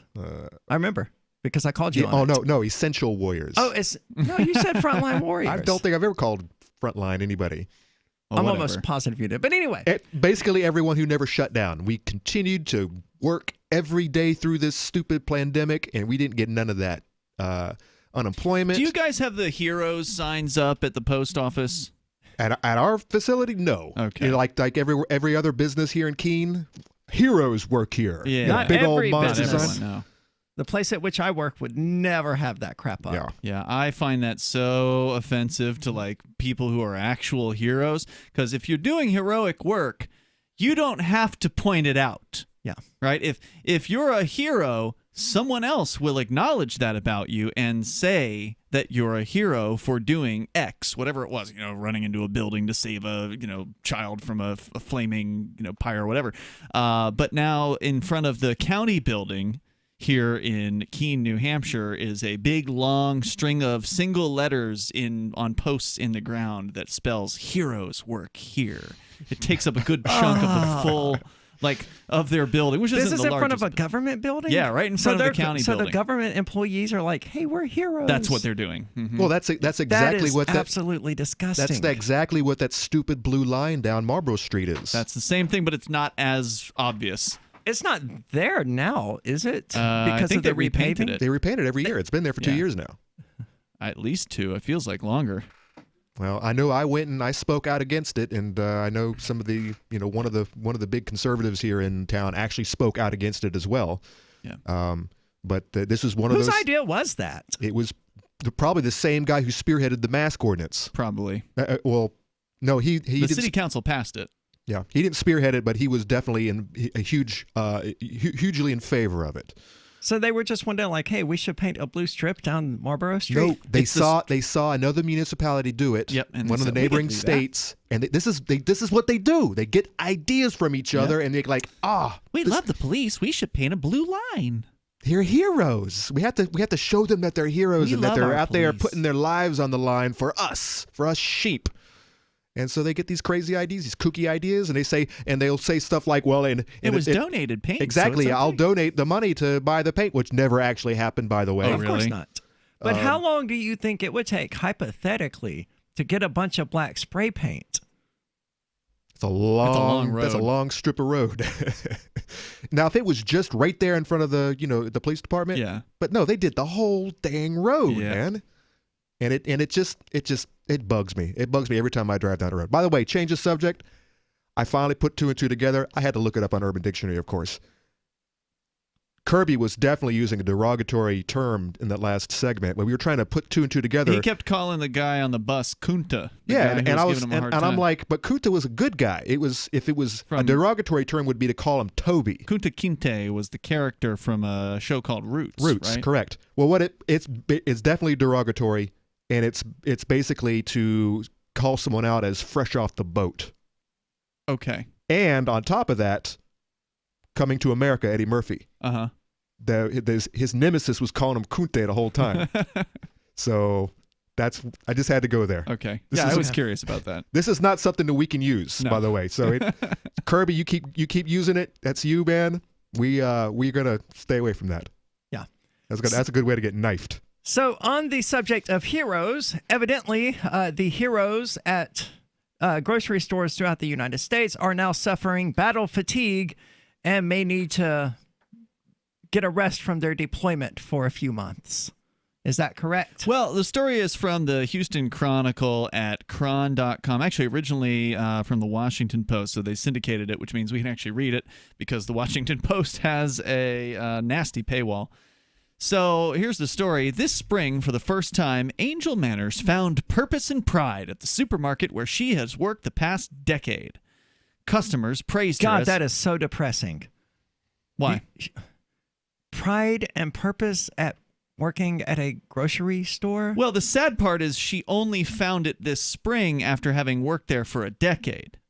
I mean, someone's got to work at a grocery store, Yeah. without a doubt. But, I mean... Some people may actually like it, Yeah. right? I don't ever look at somebody's job, even if I wouldn't want to do it, and and sort of cast any kind of aspersions against it. There's probably people out there who really enjoy like picking up other people's garbage or whatever. Maybe it's because they make a bunch of money at it. That's why they enjoy it. Or maybe they get some sort of satisfaction from being, helping the world be more clean. Fair point. I definitely shouldn't judge. I work at a pizza place. Right. And I was going to ask you, how long have you sold pizzas? How long have you done that for? I don't know. Well, you keep doing it because it must be enjoyable, right? It is not necessarily. Very yeah. I hate working. Okay. I love money. Well, whatever your motivations are. You can get more money by not working than you can by working. Good point, especially in today's hard times. But that would not sit well with me. I would not be able to sleep at night. I wasn't referring to unemployment. I was just talking about working outside of the corporate systems. Oh, I see. Well, when I worked in retail, I didn't think it was a bad time. It was something that I did, and I enjoyed it, and I got things out of it. And if I didn't, I would have quit and found something else to do. So the sad part is she was working at this job for a decade and only found her purpose and pride this spring. Suddenly, her job was essential. Bosses boosted her hourly pay by $2, and her customers praised her as a hero. Nearly 5 months in, this made her happy, and it's all gone. Quote, in the last month, we've lost our hazard pay, and people are quitting every day, said Manners, who's 43. She processes vendor deliveries at a Meijer store in northern Kentucky. Quote, those of us who are left are really stretched thin, working so much harder for $11.50 an hour, unquote. Grocery workers across the country say morale is crushingly low as the pandemic wears on with no end in sight. Overwhelmed employees are quitting mid-shift. Those who remain say they're overworked, taking on extra hours, enforcing mask requirements, and dealing with hostile customers. Wait, hold on now. 43, worked at this place for a decade, and she's only making $11.50? I'm not buying that. You don't think in northern Kentucky? Not even in Kentucky. I'm not buying that. You think she's lying? I think she might be calling out the young 17-year-old that she works with. That's probably what they're making. I think she probably makes $11.50. Yeah, I mean it's at a grocery store in Kentucky. I mean it's not. These aren't high-skilled jobs, right? Yeah, but I mean, and this isn't Keene, where the cost of living is so high. This is Kentucky. All right, maybe. I mean, remember, minimum wage is still $7.50 or 35 cents or something like that. So technically, she's still making more than minimum wage at that job. Well, I don't know anybody making minimum wage, working for a job making minimum wage. Maybe they wouldn't tell you. We're in Keene. I know, but anywhere I've ever worked. Our McDonald's employees make like $11 an hour there's starting. Almost no minimum wage jobs around here, from what I can tell. Yeah, because you couldn't afford anything. Most retailers, so people quitting mid-shift, she says people are overworked, taking on extra hours and dealing with hostile customers. Most retailers have done away with hazard pay, even as workers remain vulnerable to infection or worse. Employees who but there's not like some big problem with grocery store workers getting sick. No, no, but they were given free money. And then it ran away. out. Yeah. I mean, we got the same thing. We got a wage increase for COVID-19 hazard pay. I don't think anyone ever called it hazard pay, but they called it COVID-19 pay. And now that's gone. Yeah, and it's gone. It's been gone since mid-June, I think. So it didn't last long at all. Employees who took sick leave at the beginning of the pandemic say they can't afford to take unpaid time off now, even if they feel unwell. So they took sick leave when they weren't sick, and now they're upset that they can't take sick leave when they're sick. Yeah, they want unlimited sick leave, basically. Yeah. You have unlimited unpaid sick leave. Just quit the job. Just so you know, you have unlimited amounts of it. Did you hear that, teachers unions? Just quit. Save us a whole lot of money. Do you believe these people are heroes? 855-450-FREE. Have you ever thought about turning your Glock, XD Family, or 1911 handgun into a semi-automatic carbine? It only takes about 30 seconds. The MacTech Carbine Upper is classified as an accessory and can be delivered right to your doorstep with no FFL or background check required. It's the world's most versatile pistol accessory. Build your custom upper today. Simply go to handgunconversion.com. That's handgunconversion.com. Attention radio listeners. Have you ever wanted to be independent of the utility companies and actually generate your own supply of off-grid electrical power? If so, this is going to be the most important message you'll ever hear. Here's why. A limited number of solar-powered backup generators are back in stock and now available. These emergency backup systems provide life-saving electrical power when you need it most. And unlike gas generators, a solar generator runs quietly, emits no fumes, and produces an endless supply of free electricity from the sun.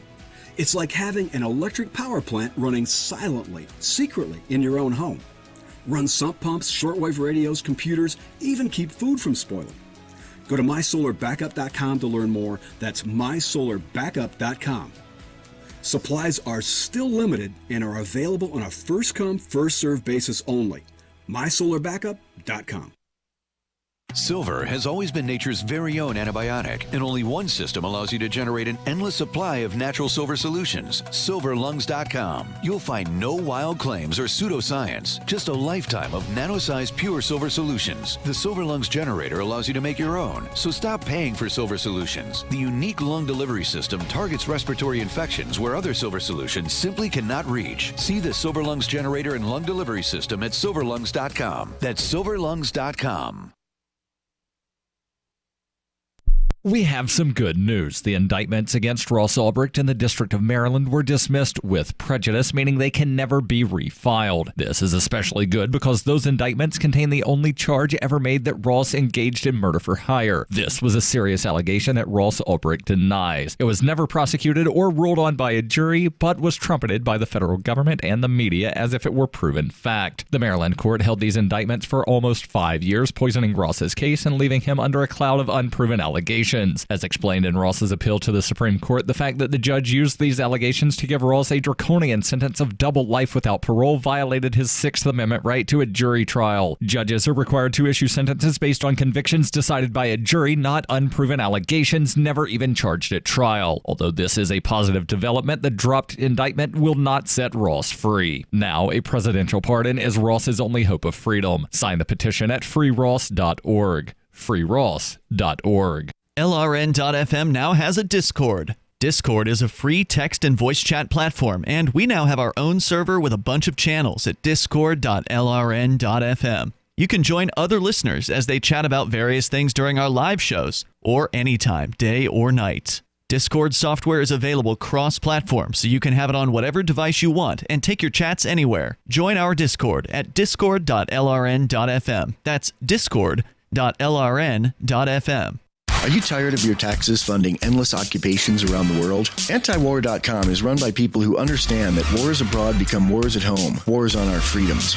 Antiwar.com is dedicated to bringing you the latest in news, views, interviews, and reviews from the top movers and shakers in the anti-occupation movement. Antiwar.com has it all, from thorough foreign policy analysis to interviews with whistleblowers who used to run the military-industrial complex. Anti-war, pro-free market. That's antiwar.com.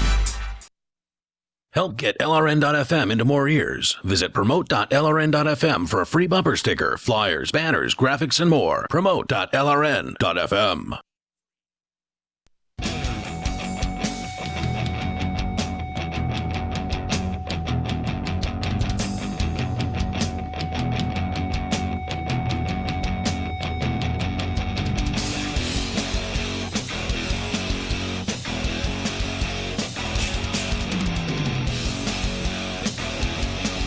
This is Free Talk Live, talk radio that you control. You can call in and talk about whatever is on your mind. And if you're quick, you can still get on the airwaves with us. That toll-free number is 855-450-3733. With you in the studio, it's Aria, Conan, and Ian, and we're talking about grocery store workers and the evidently low morale that is affecting them because they consider themselves to be in danger simply by going to work. Other people have quit, which caused the ones who remain to have to work overtime and to have to do more work because of you got less staff now. But wouldn't it seems like it would also be the case that more people are looking for work. That would be my guess. I see a lot of for hire signs out there these days. And I know we're always looking for people. We've have a slot that we haven't been able to fill for 2 years now. We had Jamaican for dinner today, and sure enough, out there on the front glass is a help wanted sign. Really? Just about every business on Main Street is hiring, as far as I can tell. But people don't want to work because they're getting that $600 a week from government unemployment. That's the disincentive behind those types of programs. They don't work so well for you central planners out there listening. Unless that's what you want. Maybe that's the whole goal, to get them dependent so you can take care of them. They're already dependent. Now they're super dependent. But I suppose so. But these Karens out there, they want these voters that they can take care of and makes them feel good. You know, knowing that they've got them some stuff, got them some scraps off of the table. Here you go, voter. Here you go, sheep. Here's some scraps. Well, $600 a week is probably a lot more than these people ever made at any point throughout their entire lives. So it's not just a scrap of meat to them. It's, here's steak dinners. A freezer full of meat. Yeah. Good scraps. This isn't dog meat we're talking about. It's actual beef. So tell us more about the grocery store workers and how they're reacting. Does the article specify whether or not they enjoy being called heroes? Well, because she I don't know. sort of suggested that she did, or that in the beginning these people called me a hero and they patted me on the back, right? Yeah, now they probably don't even want to get near her. The mounting despair, it says here, employees who took sick leave say they can't afford to take unpaid time off now, even if they feel unwell. So bad planning on the part of these employees. They were like, all right, let's take some time off. And then, I want to keep my job. Well, now you don't have any more sick leave left. So they're predictable result is predictable. Right. They're upset at themselves ultimately, but they are blaming the company. Grocer workers say that morale is crushingly low, and the mounting despair is heightened by the lack of other job options, they claim. Supermarkets are among the few bright spots in an industry that has been ravaged by COVID-related store closures and sharp drop-off in consumer spending. The retail sector has shed 913,000 jobs and chalked up more than a dozen bankruptcies during the pandemic. JCPenney, of course, is closing. I believe that Dunkin' Donuts is closing about 800 stores. They're not bankrupt, but they're just closing their lowest performing stores. There was another story recently. Yeah, you have another story about businesses that are permanently closed. Right, yeah, massive because numbers. of the government lockdowns. Yeah, the story, the headline, hundreds of New Hampshire businesses have permanently closed, according to Yelp's statistics. Fox Wingate, who works at a Safeway in Maryland, she's 24, said, quote, at the beginning they valorized what was deemed a dead-end job, but 4 months later they don't even treat us like humans anymore, she said. You know, I wonder if it has anything to do with that stupid mask you've been wearing for the last 9 hours. That dehumanizing mask. Great point. I mean, you can't. It is so. I think you were talking about this just recently. Maybe it was at the event.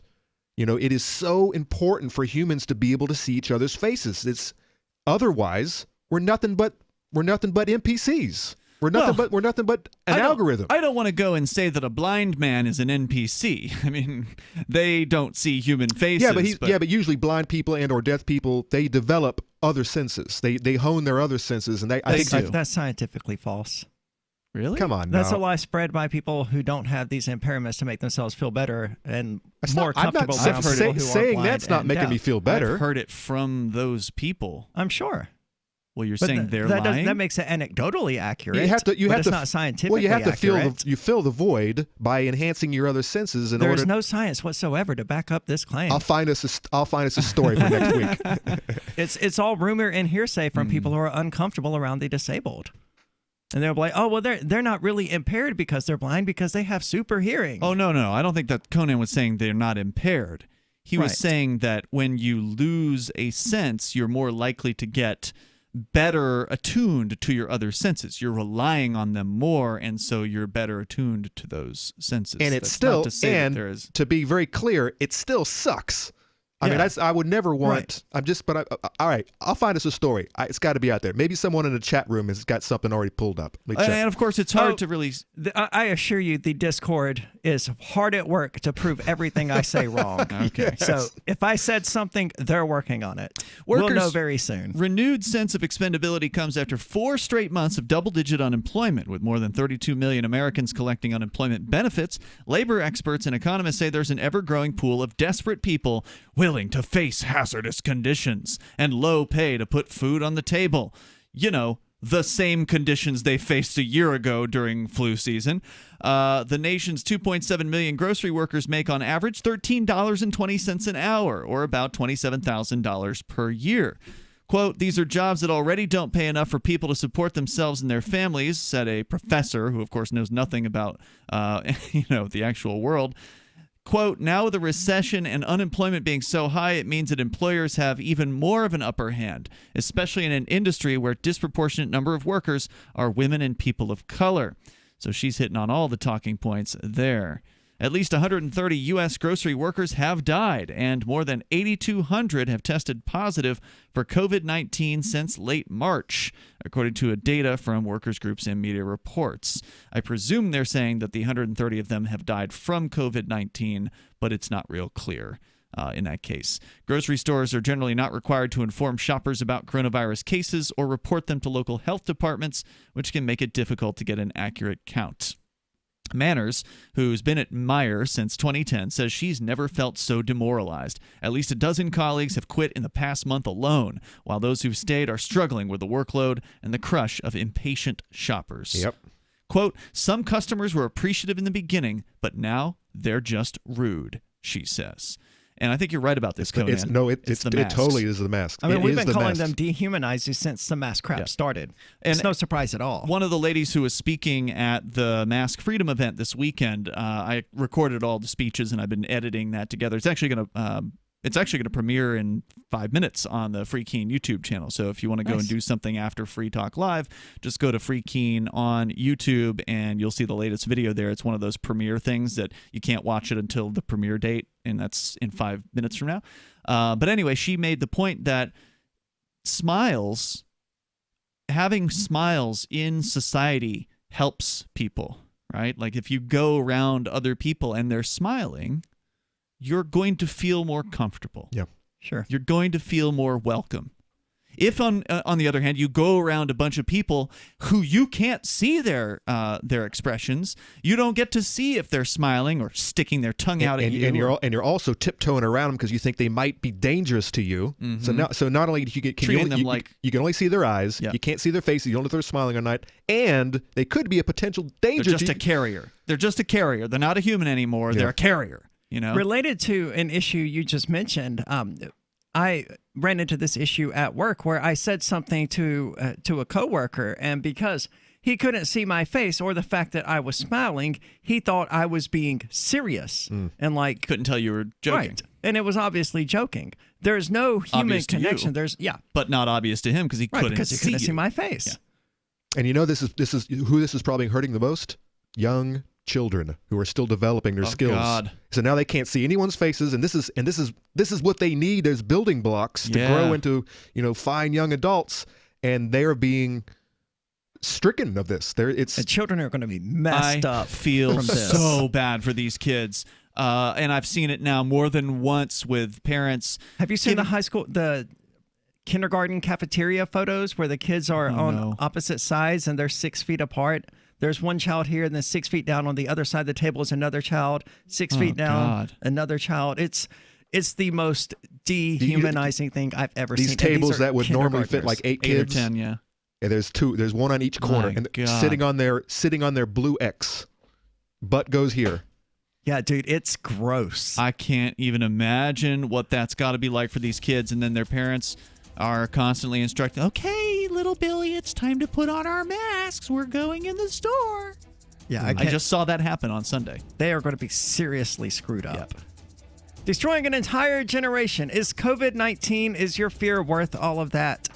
Well, if you don't think so, you should check out more of our show. You can find the archives there at freetalklive.com. Archives going back more than 10 years, or hang around and check out the Free King YouTube for video premiering in just a few minutes. Remember when you first heard about Bitcoin? How long did it take you to realize this little project would soon change the world? Do you kind of wish you had got involved sooner? Well, now is your chance to be a part of the next revolution in money. Intercoin is working to finally make crypto go mainstream. It's designed to be scalable enough to support everyday payments and even elections without the state. Bitcoin was originally supposed to be a peer-to-peer cash system